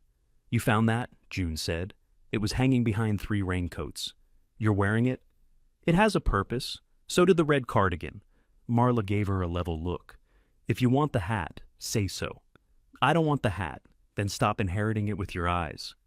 They moved the brush pile together. Marla worked with the determined inefficiency of someone who believed stopping would invite conversation. She dragged bundles too large for her, caught the hat twice on branches, and refused to rest until June placed herself directly in the path. "You're bleeding," June said. Marla looked at the thin scratch along her forearm. "Barely. You used to hire people to prune the roses." "I still hire people to prune the roses. That's not the defense you think it is." Marla sat on the stone wall and accepted the water bottle June offered. Sweat had darkened the hair at her temples. "I hated this garden," she said. June glanced over the beds. "It remembers, not yours, Mother's." The distinction came naturally to Marla, as if the acre had already divided itself into before and after. "Why?" June asked. "Because it was always hot, and she believed work could begin before the sun did." Marla adjusted the hat. "The summer your grandfather's back went out, she doubled the garden, sold beans, tomatoes, pears, canned relishes. There were baskets in every room. She made me keep accounts at that table, then accused me of stealing because I lost 37 cents. Did you? I bought a soda. That sounds like theft. I was 22. You were an adult thief." Marla smiled despite herself. "Your father gave me the money. He was trying to keep Mother from noticing." June's hand tightened around the water bottle at the mention of him. Her father had been Evelyn's youngest son. In family stories, he was often the one laughing in the background, smoothing something over, handing money to somebody who needed it. He had been dead 8 years, long enough for everyone to describe his kindness without mentioning how thoroughly they had relied on it. "Did the garden make much?" June asked. "That summer?" "Enough. Your grandfather couldn't take his repair jobs, and the orchard had a bad year. Mother paid the mortgage and kept the lights on. She also reminded us for the rest of her life. She never told me. You knew her after she learned to make hard things sound inevitable." Marla looked toward the wash house. Back then she was scared all the time. June tried to fit fear into her image of Evelyn. The older woman had feared falling, strangers in the house, and losing words. June had never imagined her staring at a utility bill beside baskets of beans. She still could have identified the acre in the codicil, June said. Marla's smile disappeared. "I didn't choose what she wrote. You chose where to put it. Yes, because you hated it, because I thought it was finished." Marla stood and brushed dirt from her jeans. Both can be true. Behind the smokehouse, half covered by warped plywood, they found the roadside table. Time had grayed the wood.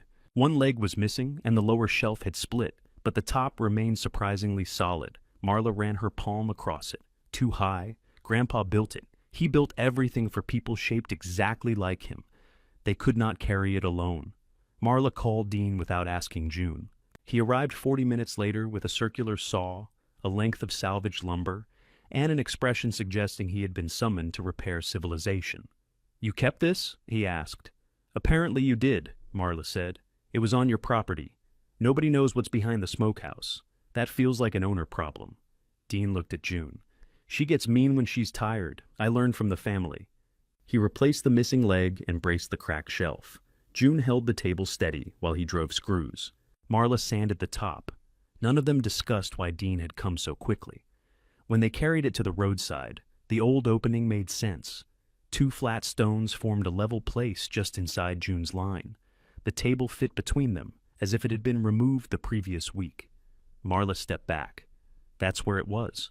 Traffic passed on the county road, tires humming over pavement. June pictured baskets lined across the top, Evelyn counting dollar bills, Marla hiding the price of a soda. "I don't have enough to sell here," she said. Dean checked the repaired leg. "Yet." The word surprised all 3 of them. He cleared his throat. "Ryan's woman is coming tomorrow at 10. Try not to have cars parked on the shoulder." "Ryan's woman?" "The event planner. You might call her that." Dean frowned. "What did I call her?" Marla handed him the sandpaper. "Go home, Dean." The event planner arrived in a white SUV with Ryan and spent 40 minutes photographing the barn from positions that placed June's green beds in the distance. Her name was Simone Bell. She was 40, brisk, and dressed in boots actually designed for mud. "This is good," she said, standing beside the roadside table. "Not polished good, real good." June looked at Ryan. "Is that a compliment?" "From Simone. It's poetry." Simone asked whether June planned flowers. June said vegetables. Simone asked whether vegetables bloomed.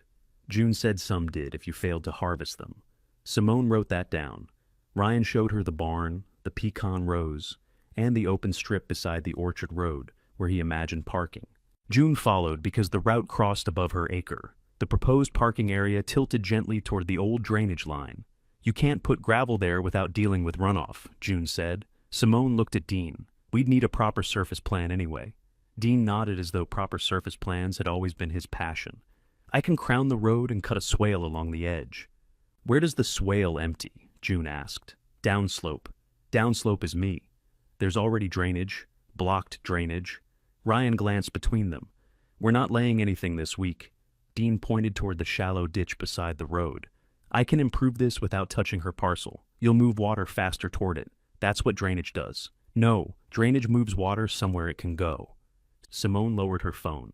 Should we come back when the hydrology portion of the family meeting is over? Ryan laughed. June did not. Dean's neck reddened. We've managed this farm for a long time. The acre is wet because of how it was managed. There was water there before the road. There was a system there before the road. And now, every decision on 37 acres is supposed to wait for 1 acre? The question silenced the group. June looked down the slope. Her row cover gleamed white between the beds. The wash house bricks formed a broken line beyond it. From above, the work she had done looked small enough to step over. No, she said, just the decisions that send water onto mine. Simone tucked her phone into her jacket. That seems reasonable. Dean's jaw tightened at being corrected by a stranger. Ryan walked Simone back toward the barn. Dean stayed beside the road. You made that sound like I'm deliberately flooding you, he said. I said what happens. You've been growing for 5 minutes, and you've been planning parking for less. This affects Ryan's livelihood. June stared at him. What do you think I'm doing? Dean looked toward the beds again. Trying. The answer was not cruel. That made it hurt more. June went down the slope without replying. Her first roadside table happened by accident. The following Saturday, the kale produced more than Amara needed, and the charred leaves had reached the size when delaying harvest would make them tough. June placed 6 bunches on the restored table with a coffee can for cash, and a cardboard sign that read, Greens $3. She expected theft, indifference, or both. The first car passed. The second slowed and continued. The third pulled over, and an older man bought 1 bunch of chard after asking whether it was beet leaves. June explained the difference. He seemed disappointed, but bought it anyway. By noon, she had sold 9 bunches and given away 2 to a woman who had no cash but returned 20 minutes later with a jar of honey. The coffee can held $27, exact except for 1 Canadian quarter. Tessa arrived near closing with a folding chair and a calculator. You look official, June said. You look sunburned. I'm wearing sunscreen. Your nose disagrees. Tessa counted the money, then examined June's notebook. You're not charging enough. For greens on a folding table? For your labor. If I price my labor, the kale becomes jewelry. Then your costs are too high. June took the notebook back. I'm starting, I know. I'm not criticizing. You're making the face. What face? The spreadsheet face. I don't have a spreadsheet face. You absolutely do. Tessa sat in the folding chair.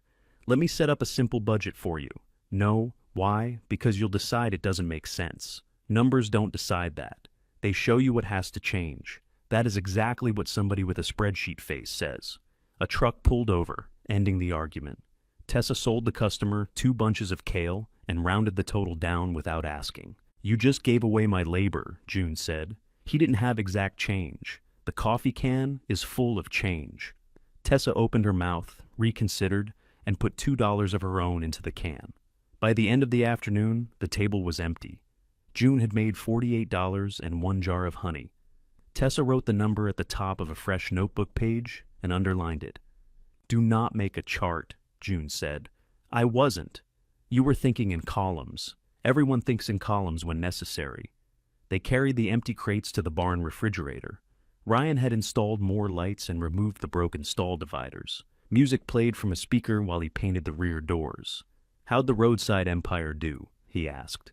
$48, Tessa said. June added, and honey. Ryan whistled. Can I borrow $20,000? Ask me after next Saturday. He grinned. I may have a test dinner in 3 weeks. Simone wants 12 people, a chef, basic setup. No ceremony, no drunk uncle, no dancing. Every family has a drunk uncle, Tessa said. Not at corporate retreats, especially there. Ryan pointed his paintbrush at June. Could you provide greens? Maybe herbs for the tables? How many? 12. I mean, how much food? I have no idea. That's why the chef exists.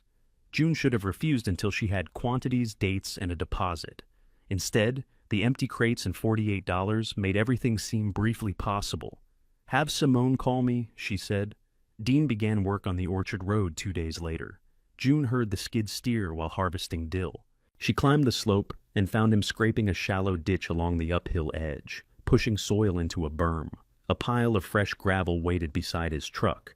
You said nothing was happening this week. I said we weren't building parking. What is this? Keeping water off the road. By sending it where? Dean shut off the machine. The ditch follows the road to the existing low point, which empties above my beds. It empties into the old channel. The old channel is blocked under your gravel. It carries some water, not enough. Dean pulled off one glove. I've got rain coming Thursday and a road already washing out. I'm fixing my property, at the expense of mine. I'm not asking you to pay. June walked to the end of the new ditch. It stopped at a rough opening directly above the broken stone line. When rain came, the channel would receive the road's water faster than before. Put in the outlet, she said. I don't know where it runs. Then find out. With what time? Ryan has his dinner, the orchard needs spraying, and I have an actual job. There it was again. Trying, placed across from actual. June stepped away from the machine. Dean started it before she reached the slope. Rain arrived Thursday afternoon, hard enough to erase the orchard rows behind a silver curtain. June left work early and drove straight to the Acre. The new ditch worked perfectly. Water raced along it, struck the block channel, and burst sideways across the upper terrace. Her lowest bed vanished beneath brown water. The row cover pulled loose and snapped against its stakes. June called Dean. He did not answer. She called Ryan. He answered on the second ring. What's wrong? Your father improved the drainage. Another surge tore straw from the kale bed and carried it downhill. June stood in the rain, watching weeks of careful work begin to move. Bring shovels, she said, and don't bring me an explanation. Ryan arrived first, his truck fishtailing slightly as he pulled onto the wet shoulder. He came down the slope with 2 shovels and no coat. By the time he reached June, his shirt was plastered to his shoulders. Dad's not answering me either. Take the lower bed. What am I doing? Cut a trench along the edge, not through the plants. We need to send the overflow toward the county ditch. Ryan looked at the water rushing around his boots. This seems like something I should understand before I start digging. It is. Dig anyway. He did. June pulled the loose row cover free before it tore completely. The kale beneath it lay flattened in muddy water. She lifted the fabric, water gathering in it like a sail, and dragged it uphill. Ryan opened a shallow trench around the lower bed. Water found it immediately, carrying straw and loose soil toward the roadside. The trench was too narrow. They widened it, then watched part of its wall collapse. Tell me you've done this before, Ryan said. I watched 3 videos. That is not the answer I requested. They didn't sweat. What? Keep digging. Headlights appeared through the rain. Tessa's sedan stopped behind Ryan's truck. She came down wearing office clothes under a plastic poncho, carrying a garden spade and a roll of trash bags. Ryan called me, she said. I told you to bring shovels, June said. I own 1 shovel. That's a spade. I'm about to leave. June pointed toward the wash house. Clear leaves from the brick channel. If the water starts rising fast, get out. Tessa went without arguing. The 3 of them worked until the emergency trench reached the county ditch. At first, only a thin stream passed through. Then June cut the last strip of sod with Ryan's shovel, and a wide ribbon of brown water poured away from the beds. The force of it took soil with it. June stood in the rain, watching the edge of her acre dissolve into the ditch. Is that good? Ryan asked. No. Is it less bad? Yes. They used flattened bakery boxes and trash bags to reinforce the trench. It was an ugly solution, temporary and wasteful, but the water around the kale began to drop. Dean arrived after 6. He parked on his new gravel, surveyed the running ditch, and came down with his hood pulled tight around his face. What did you cut? June walked toward him. Ryan stepped between them so casually, it took her a second to realize he had done it. We bypassed the backed-up channel, he said. Dean looked past him. You sent it into the county ditch? It was already going there, June said. Through my beds first. I didn't know the new swale would carry that much. I did. You guessed. I stood here in the last rain and watched it. You said water crossed the road. I was trying to stop that, by moving it onto me. Dean crouched beside the kale. Mud coated the leaves. Several plants had torn loose entirely. He touched one, then pulled his hand back. "How much is lost?" he asked. June wanted to say everything. She wanted the largest possible word, something heavy enough to make him feel the hours inside each plant. "I won't know until the water's down. I can bring sandbags and close the top of the swale. Tonight. It's still raining." "Yes, Dean, that's why tonight is special." He stood. "I'll get them." No defense followed, no warning about his property. He returned to his truck and left. Tessa came out of the wash house carrying an armful of wet leaves. Was that an apology? No. Adjacent? Very. Dean came back with sandbags and a portable work light. He closed the end of the new ditch, then helped Ryan line June's temporary trench with stones from the ruined wash house path. None of them mentioned that the stones belonged to June. None of them asked whether moving them damaged something older. By 9, the rain softened. Tessa had mud on her cheek and one ruined shoe. Ryan's palms were blistered. Dean sat on the stone wall, elbows on his knees, staring toward the road. June picked up a kale plant that had washed free. Its roots were intact, pale threads tangled around a lump of soil. She pressed it back into the bed. "It may not take," Dean said. "I know. I'll pay for what you lost. You can't pay for it yet. I don't know what it is. When you know." June looked at him. "And the road?" "I'll open the old channel after Ryan's dinner. You need to do it before the next rain. I have to get somebody with a mini excavator. We can't just cut the road and hope, then call somebody." "I will." "When?" Dean got to his feet. "Tomorrow." June held his gaze until he nodded once. The next morning, she harvested what she could save. The kale had grit folded into every curl. June washed it 3 times in the barn sink. Most of the chard was bruised beyond selling, and the dill lay flat beneath a skin of silt. She filled only 1 container. At Juniper Table, Amara opened it and examined the leaves. Flood, runoff. Same difference to the greens. "They're clean. I can see that." June set the container on the stainless table. "I'm short today. You were short on your first delivery, too. The first was frost." "I remember." "I can replace the order Friday." Amara tasted one leaf, then another. "This is fine. I'll take what you brought." June waited for reassurance. Amara did not offer it. "I'm fixing the drainage," June said. "Good." "You don't sound convinced." "I don't need to be convinced. I need to know what arrives." The words stung because they were fair. Amara wrote a smaller check. Evelyn missed deliveries, too. June looked up. "She once showed up 2 days late with beans and acted like I'd misunderstood the calendar. That also sounds right. I stopped ordering beans from her that summer." The comfort vanished. Amara leaned against the prep table. "Your grandmother was proud and difficult. Missing her doesn't make her a reliable supplier after the fact." June looked at the kale. "If this is what you want," Amara said, "you can't build it out of apologies. You need backups. More than one planting. A plan for weather. A place to wash when the barn sink freezes. You don't have to solve it all today, but you do have to know it's there." "I know. I believe you do." It was the first praise Amara had given her. It felt nothing like praise. Dean called 3 contractors. One did not return the message. One could come in 6 weeks. The third looked at the road and said he would open a test section for a price Dean described as extortion. June asked how much. "That's between me and him. The blockage affects my land." And I said, "I'm handling it. After Ryan's dinner. It's 9 days. The forecast doesn't care about dinner. The forecast shows showers. So did the one that flooded me." Dean rubbed both hands over his face. They were standing beside the equipment shed, surrounded by the smell of oil and cut grass. "What do you want me to do, June? Tear open the road myself? I want you to treat my work like it's already real." His hands dropped. "It is real," he said. "No, it's trying." He recognized his word. For a moment, he had no answer. Then his phone rang. He glanced at the screen and stepped away to take it. June understood dismissal when it came dressed as work. She replanted the damaged beds. Tessa helped on Saturday, moving slowly because blisters had opened on both palms after the storm. They sowed kale, chard, and another row of dill. "I made a budget," Tessa said. "I told you not to. You told me not to make a chart. That was not permission for the rest of mathematics." Tessa pressed soil around a seedling. At your current sales, after expenses, you're making less than $3 an hour. Luxury. If Amara increases the order and the roadside table stays steady, it improves. See? Optimism. If you repair the cistern this year, it collapses. June stopped planning. The budget? Your cash flow. I know what you meant. Tessa sat back on her heels. You can't pay for everything at once. I'm aware.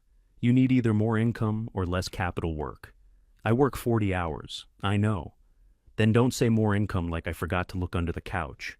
I could invest? No, not give. Invest. In what? 30 kale plants and a sarcastic roadside sign? In you. June pushed the next seedling too deeply into the soil and had to lift it. That's not a business decision, she said. It could become one. It's guilt with paperwork. Tessa's face tightened. You don't get to decide every good thing I do is secretly selfish. No. Just the ones where you solve my life because you feel bad about the will. I feel bad because I helped make you think you had nobody. The sentence landed between them.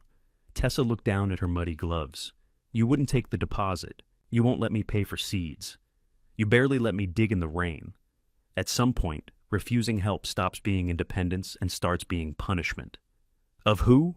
Everybody. June stood and carried the empty tray toward the wash house. She could not answer without admitting that sometimes punishment was exactly what she wanted. Ryan's test dinner arrived under a clear sky. The barn glowed warmly once the cafe lights came on. Simone arranged long tables down the center, and a local chef cooked in a rented trailer outside. June delivered 2 tubs of greens and herb bundles tied with twine. She had bought the greens she could not supply from another grower and told the chef exactly which were hers. The 12 guests admired the beams, the orchard, and the working garden visible down the slope. One woman walked to June's roadside table in high heels and bought all the remaining kale.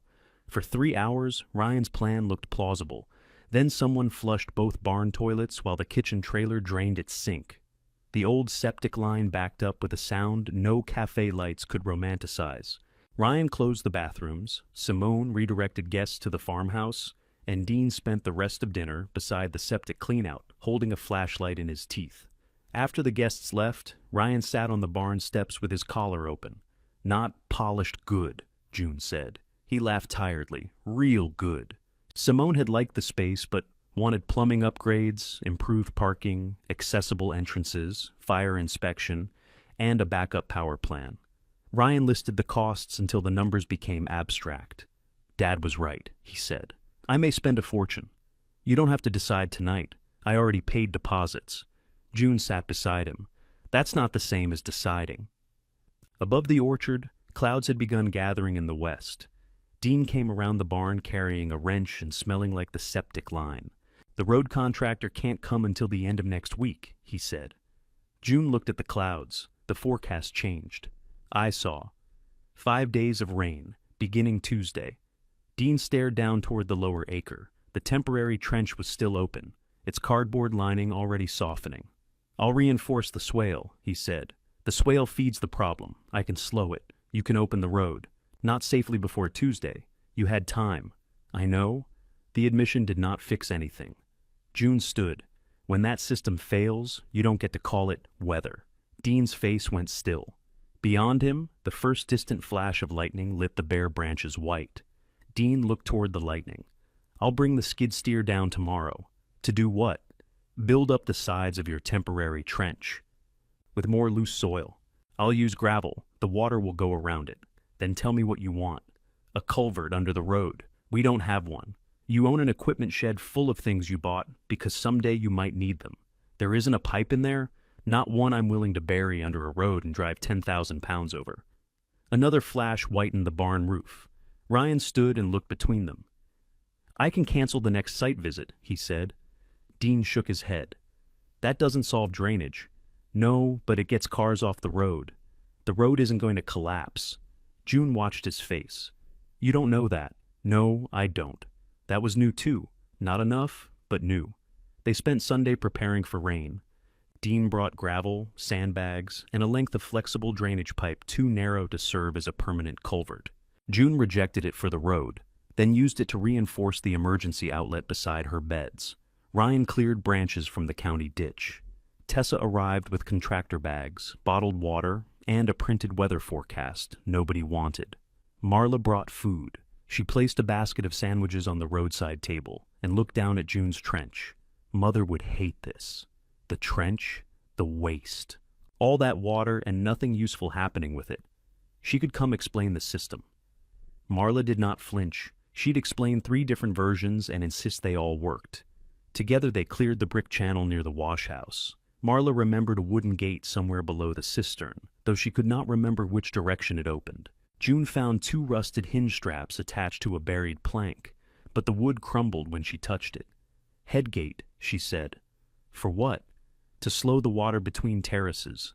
Maybe send it to different beds. Marla knelt beside the opening. There used to be pools. Where? I don't know. Shallow ones. Mother would flood one section, then close something and flood another. June looked across the garden. The gentle dips she had taken for uneven ground formed a descending sequence from the wash house to the road. The acre had not simply drained water away. It had held water long enough to use it. She spent the afternoon cutting narrow overflow notches at the end of each terrace. If the channels filled, water could spill from one level to the next instead of tearing straight through the beds. It was an improvised version of a system she only partly understood. Dean watched her work. You're cutting through planted ground, I know. You'll lose the lower rows. If the forecast is right, I lose them anyway. He stood with both hands in his pockets. I'll reimburse you. Stop saying that. I'm trying to take responsibility, then take it before the damage. His mouth tightened. June sat back on her heels. I don't want your money after every preventable thing. I want you to believe me while it's still preventable. I believe you. Now. Yes, now. The answer was late and plain. She had nowhere to put it. Rain began before dawn Tuesday. By the time June reached the acre, water had filled the shallow roadside ditch. Her temporary outlet still worked, carrying a fast stream past the lower beds. The new overflow notches trickled but held. She sent Dean a photograph. So far. He replied, I'm watching the orchard side. At the bakery, June checked the radar between batches. Lorna caught her flouring the same tray twice. Go, I'm scheduled until 1. You're scheduled to make bread, not weather. I need the hours. You'll need them more if you burn 30 loaves. June removed her apron. At the acre, rain had flattened the dill and filled the paths. The raised kale beds stood above the water, but their edges were softening. June opened a second notch and placed stones where the spill began cutting soil. Dean called. Water's standing in the west orchard rows. How deep? Couple inches. That's the crushed drain. I know what you think it is? No. You know what Calvin thinks it probably is. I walked the line. The ground sinks where it reaches the road. June held the phone tighter. Then open it. I can't cut blind in this rain. You'll lose trees. Pecans can take water. For a while. A silence followed, filled by rain against her hood. I'm calling the contractor again, Dean said. The contractor could come Friday if the equipment could reach the road. By Wednesday evening, the orchard ground was too soft. Amara canceled Thursday's order before June could. I don't want greens cut in floodwater, she said. They aren't submerged. Can you harvest without walking through standing water? June looked at the brown path between beds. No. Then leave them. I can wash them. This isn't about visible dirt. I know. Do you? June shut her eyes. Yes. Good. Call me when the water's down. The lost order was small. It felt enormous. Rain drummed against the laundromat windows all night. The machines below stopped at 10, and for once the pipes were silent. June lay awake listening to weather move over the roof. At 1:17, Dean called. The west rows are rising. How high? Above the root flare on 6 trees. June sat up. Close your swale. I did. It's backing along the road. Let it spread uphill. It'll wash into the orchard. It's already in the orchard. I can reopen the swale and send some toward your spillway. June looked toward the window. Rain ran down the glass in wavering sheets. If you open it full, my beds are gone. I know. She heard the thing he did not say. If he did not, his oldest productive trees might be gone. I'm coming, she said. Mrs. Alvarez's door opened as June reached the outside stairs. You are not driving in that. I have to. You have to own a boat. The highway is open. That is not the same as wise. June pulled up her hood. I'll text you. You will text your sister too. June did. At the farm, Dean's work lights shone through the rain. Water covered the lower orchard in one moving surface. The trunks of the pecans rose black from it. Dean stood at the top of the swale with a shovel. If I cut this bag, it'll move fast, he said. June walked the route with her flashlight. The swale would send the water straight into the upper brick channel. From there, it would strike the clogged section, overflow onto her terrace, and follow the notches she had made. The first 2 beds might slow it. They would not survive. You could bank it the other way, Dean said, toward the east orchard. Those trees are younger. Then we drown them instead. They're replaceable. So is kale. Dean stared at her. June's raincoat clung to her arms. Beneath it, she wore Evelyn's cardigan. She had not realized she put it on until now. Open half, she said. I'll widen the terrace notches. You'll lose the beds. I know. I can help. Stay up here. If it starts cutting the road, shut it. June went down. She pulled seedlings from the lowest bed first, working by headlamp, saving what she could in a plastic tub. Then she cut through the bed's raised edge and opened it to the channel. Water entered slowly, spread across the soil, and darkened it. Above her, Dean removed 2 sandbags. The sound changed. Water rushed through the brick channel, hit the first terrace, and spread wide. June's kale disappeared to its stems. The bed held for less than a minute before water reached the notch and spilled to the next level. More? Dean shouted. Not yet. June moved downhill, clearing leaves from the next channel with both hands. Water struck her boots hard enough to shift her balance. She planted the shovel and held on. The terraces filled one by one. They did what they had been built to do. Instead of one violent stream ripping toward the road, the water widened, slowed, and dropped its load of sticks and gravel across the beds. The orchard level began to fall, but the last terrace had no open outlet. Water gathered there, climbing toward the wash house foundation and cistern wall. June followed the old brick line through the dark. Near the roadside table, the channel vanished beneath roots and compacted silt. She drove the shovel into it. The soil resisted. At 3, Tessa arrived with Ryan. June had explicitly texted them not to come. Tessa climbed down, carrying flashlights. Mrs. Alvarez called me. Traitor. She said you needed a boat. Ryan went uphill to Dean. Tessa stayed beside June, scooping mud from the buried channel. You're wearing Grandma's cardigan. This doesn't feel like the time. She would kill you. She's had the opportunity. They dug until the shovel struck a flat stone. June cleared along its edge and found another collapsed cover, jammed downward by a thick root. Water pressed behind it, pulsing through small gaps. Ryan came down with a pry bar. Dad says the orchard's dropping. Good. He also says the road edge is cracking. Less good. They wedged the bar beneath the stone. It shifted half an inch. Water sprayed through. Again, June said. All 3 leaned into the bar. The roots snapped. The stone lifted, and water burst beneath it with enough force to knock June backward. The old channel opened. A dark stream carried leaves, mud, and years of decay toward the county ditch. The level around the wash house dropped visibly. June sat in the mud, breathing hard. Tessa began laughing. What? June demanded. I don't know. Ryan joined her, bent over the pry bar. June tried to stay angry and failed. By 5, Tessa and Ryan went to help Dean shore the road.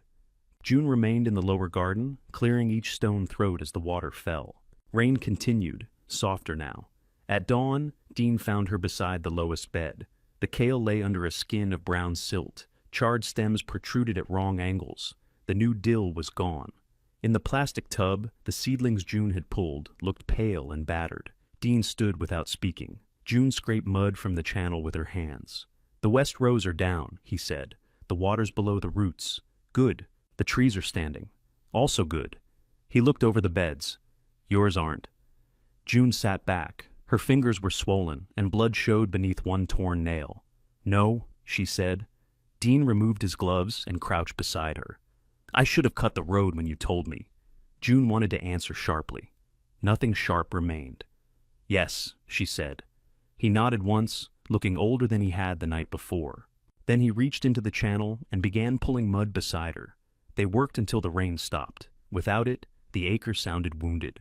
Water still moved through the open channels, but the force had gone out of it. Somewhere near the road, a steady drip struck metal. Birds began calling from the orchard as though they had slept through everything. Dean stood and tried to straighten his back. "You need to get that hand looked at. It's a torn nail. It's bleeding. It has a limited supply." He gave her the look Evelyn used when June made a joke too close to the truth. "I'll drive you," he said. "I need to move the salvage plants. They've spent 6 hours in a tub. That's why I need to move them." June. She stood too fast. The Acre tilted. Dean caught her elbow. She pulled away by reflex, then put one hand on the stone wall until the dizziness passed. "I'm fine." "Sure." Tessa and Ryan came down from the road, carrying bottled water and the last 2 sandwiches from Marla's basket. Tessa's wet hair clung to her face. Ryan had lost one boot somewhere in the orchard and replaced it with a trash bag tied around his sock. June looked at him. "Fashion? Drainage took my shoe. That feels symbolic." Dean pointed to June's hand. "Take her to urgent care." Tessa did not ask permission. She tucked June's muddy gloves under one arm, put both hands on June's shoulders, and turned her toward the road. June was too tired to resist efficiently. The urgent care doctor cleaned the cut, confirmed that June's tetanus vaccination was current, and bandaged 2 fingers. Nothing was broken. Tessa bought her eggs and toast at a diner, then drove her to the room above the laundromat. Mrs. Alvarez stood at the top of the stairs in a robe and red glasses. "You texted at 4:28 that you were not dead," she said. "I wanted to reassure you. You spelled reassure with 3 E's. I was emphasizing it."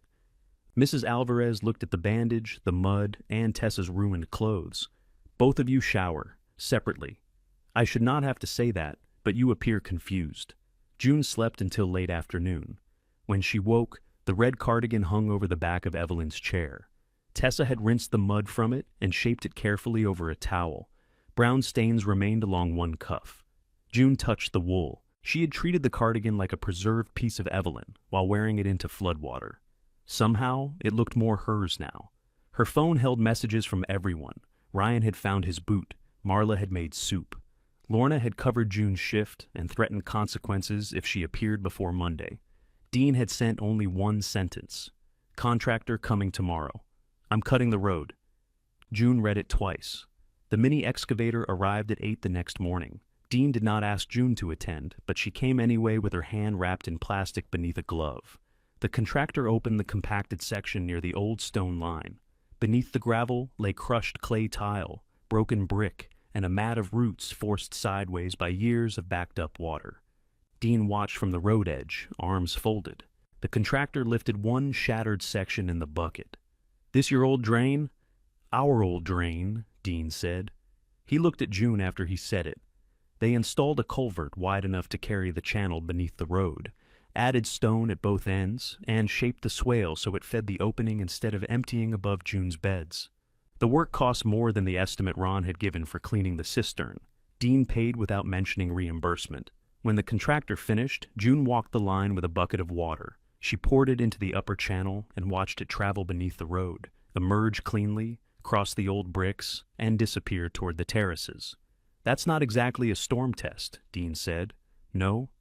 You still want to criticize it? I'm saving material." He put his hands in his pockets. "I want to put something in writing." June looked at him. "The drain crosses both parcels. We need access to maintain it. Responsibilities. Costs." "You mean an easement?" "I mean, neither of us gets to pretend the water belongs entirely to the other person."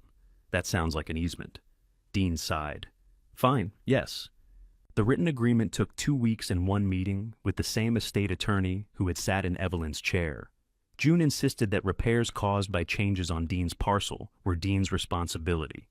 Dean insisted that June keep the lower channels clear. They argued over emergency access, notice, and what qualified as neglect.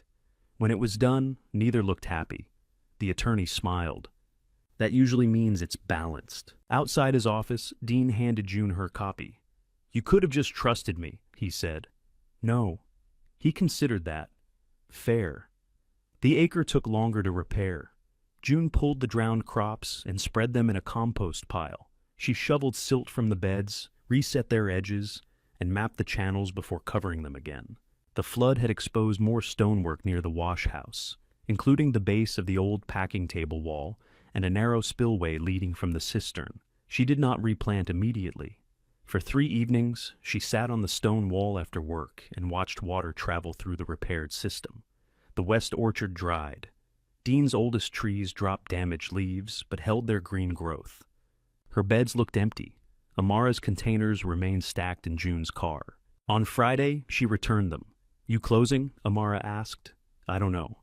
"That's honest. I lost the next 3 weeks of production. Longer if you keep sitting down there feeling betrayed by vegetables." June stared at her. Amara folded a kitchen towel. "Plants are rude. Weather is not personal. Families might be. I thought you were supposed to encourage local suppliers. I encourage the reliable ones." "There she is." Amara smiled. "What can you plant now?" "Chard. More kale. Herbs if I use starts. Fall roots later."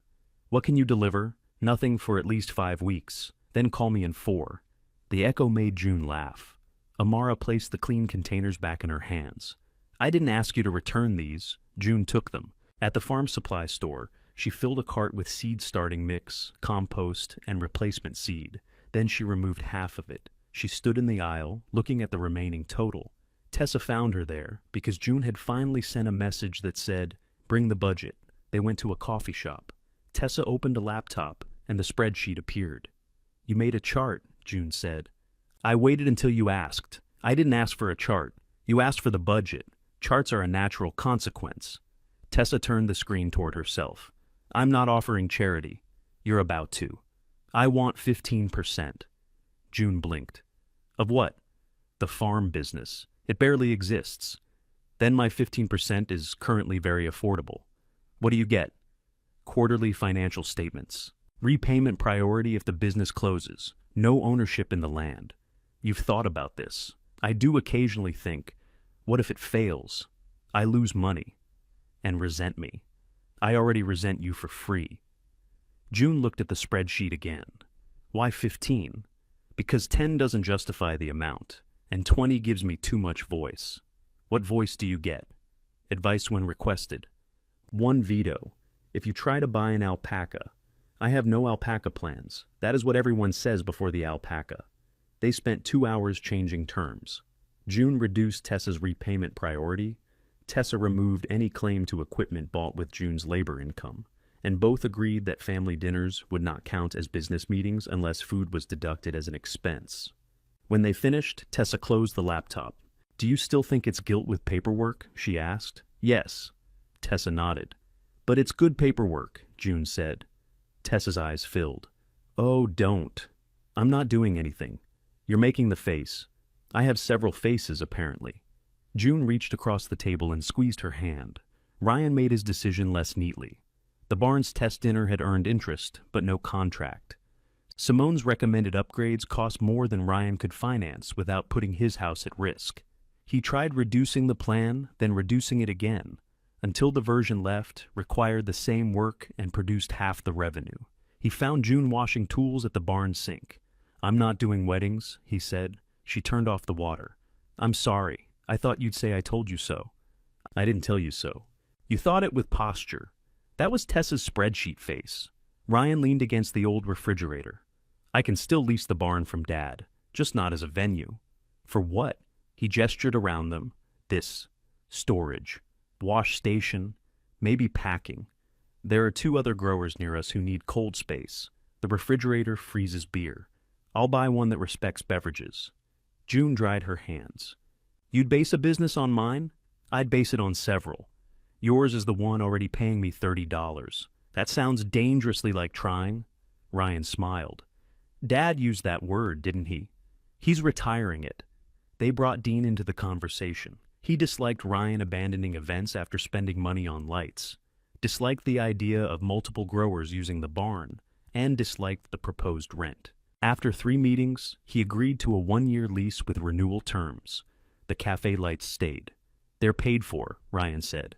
Marla's offer came through jars. She arrived at the Acre one morning with 12 empty canning jars, Evelyn's preserving pans, and a wooden crate. "The quince will be ready in fall," she said, "if the fruit sets. I'm not selling jam yet.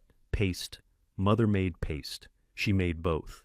Her jam never set properly. Then we'll call it sauce. Marla put the crate on the restored roadside table.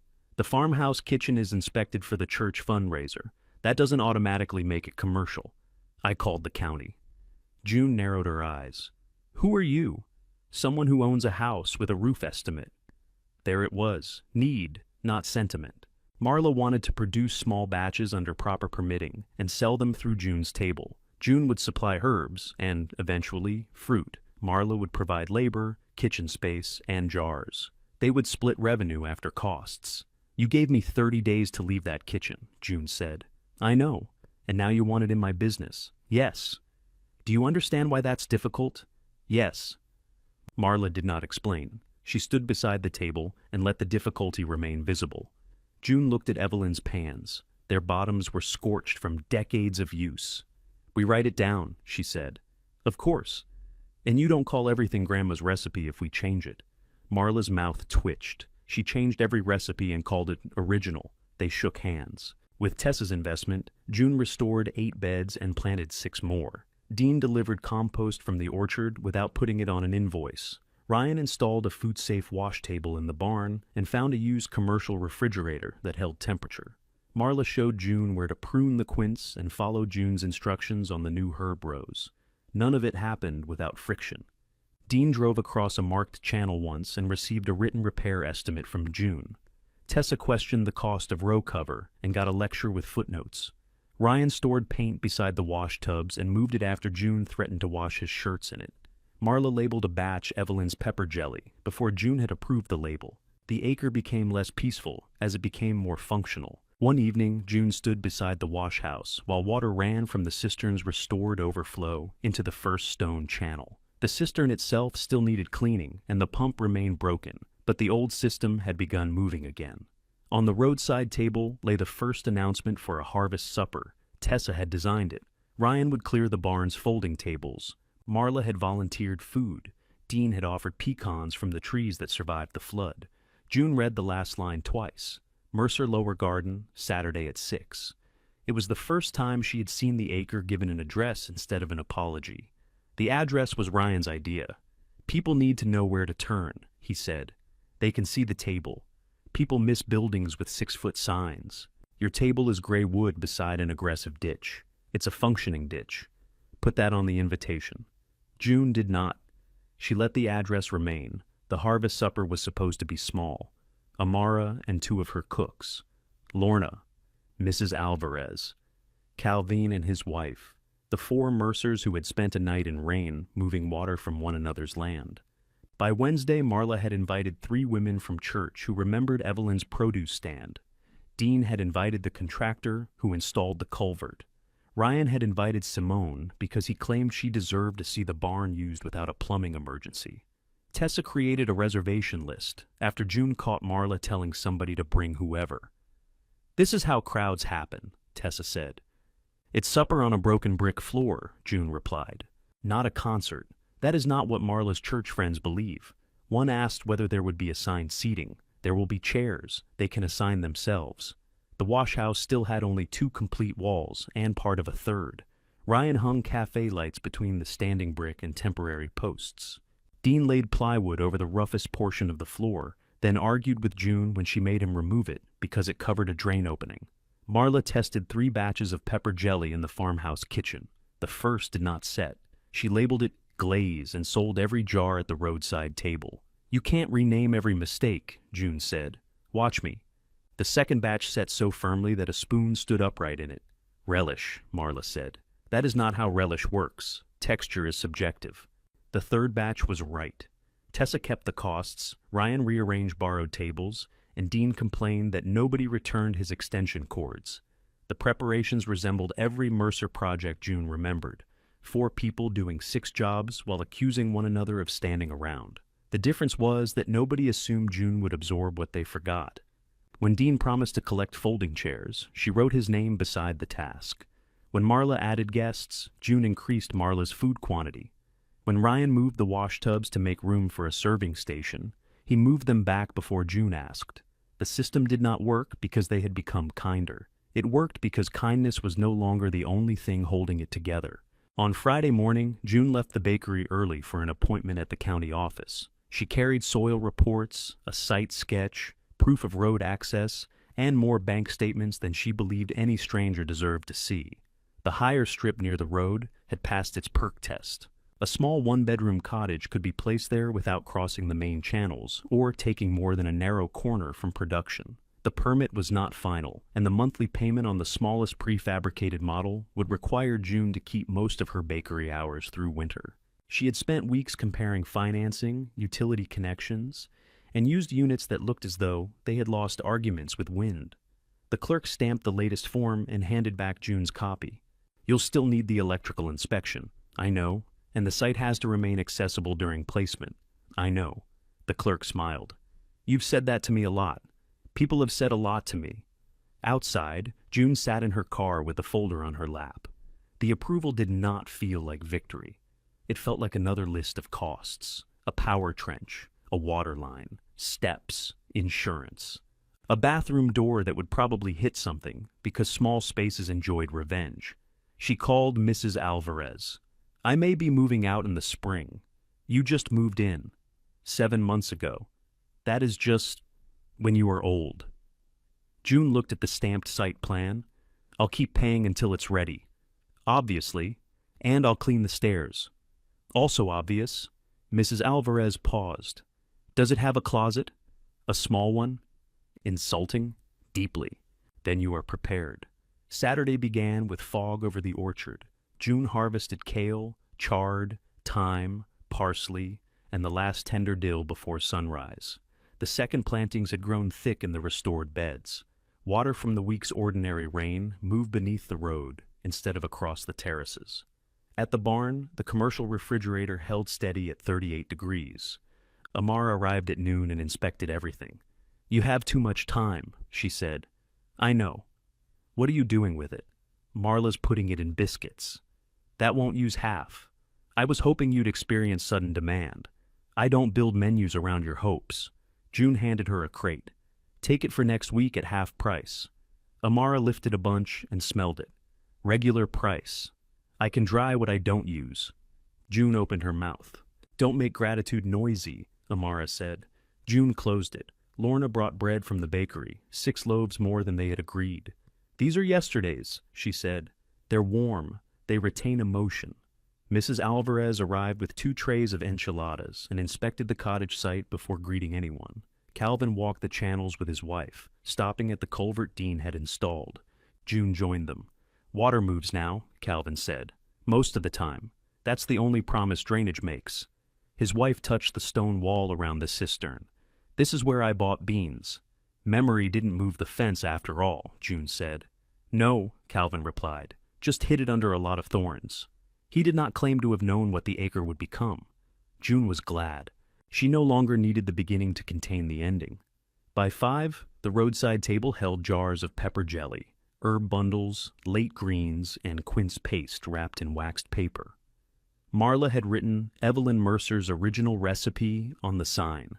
June crossed out original. Marla wrote mostly original beneath it. Tessa added, audited for accuracy.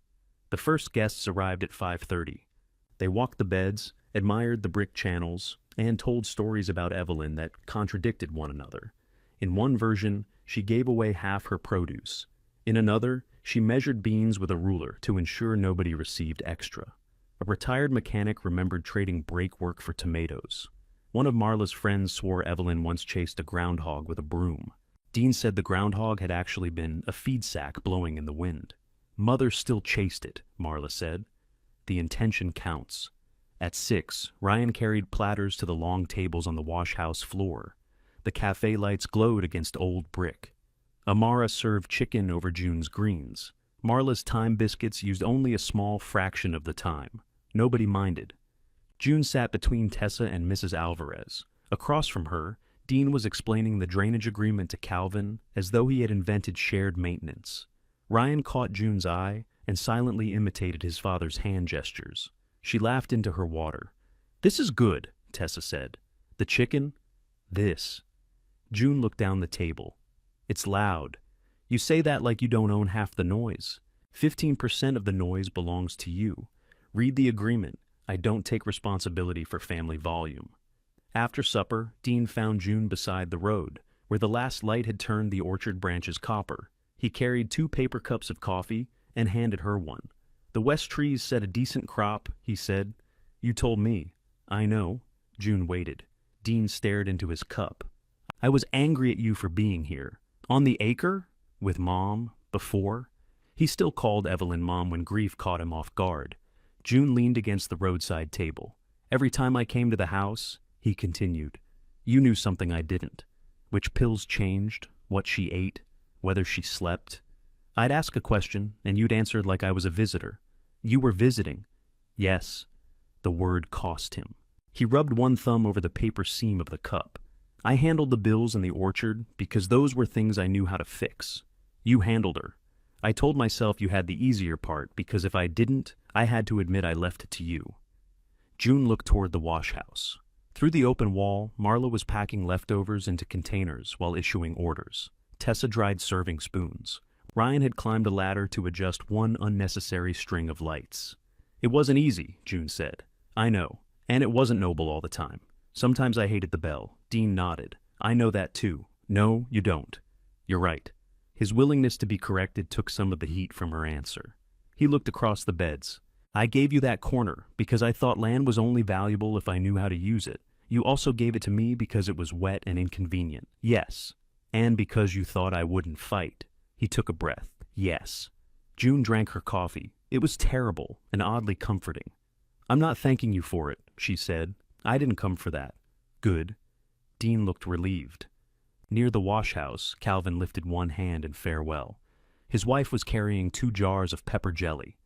Other guests followed them toward the road, talking beneath the lights. By 8, only family remained. Tessa counted cash from the roadside table, while Marla objected to her method. Ryan stacked chairs. Dean carried trash bags to his truck. June swept the brick floor. The restored channels ran beneath her feet. She could hear water near the wash house wall, a quiet movement under conversation. The cistern pump still needed replacing. 2 beds needed cover before the first frost. The cottage deposit was due Monday. She had a bakery shift at 5 the next morning. The acre had not simplified her life. It had made the life hers. Marla came through the open wall, carrying Evelyn's preserving pans. "I put the leftover food in Ryan's refrigerator," she said. "The serving bowls are in my car. I'll take these back to the house. You can leave them in the barn." "No, I should wash them properly. They're already washed." Marla looked toward the road. Dean had started his truck. Tessa was closing the cash box. Ryan switched off one string of lights, then another. "I should go," Marla said. The uncertainty in her voice was so slight June almost missed it. Marla had delivered food, cooked, cleaned, and remained useful through every moment when she might otherwise have had to ask whether she was forgiven.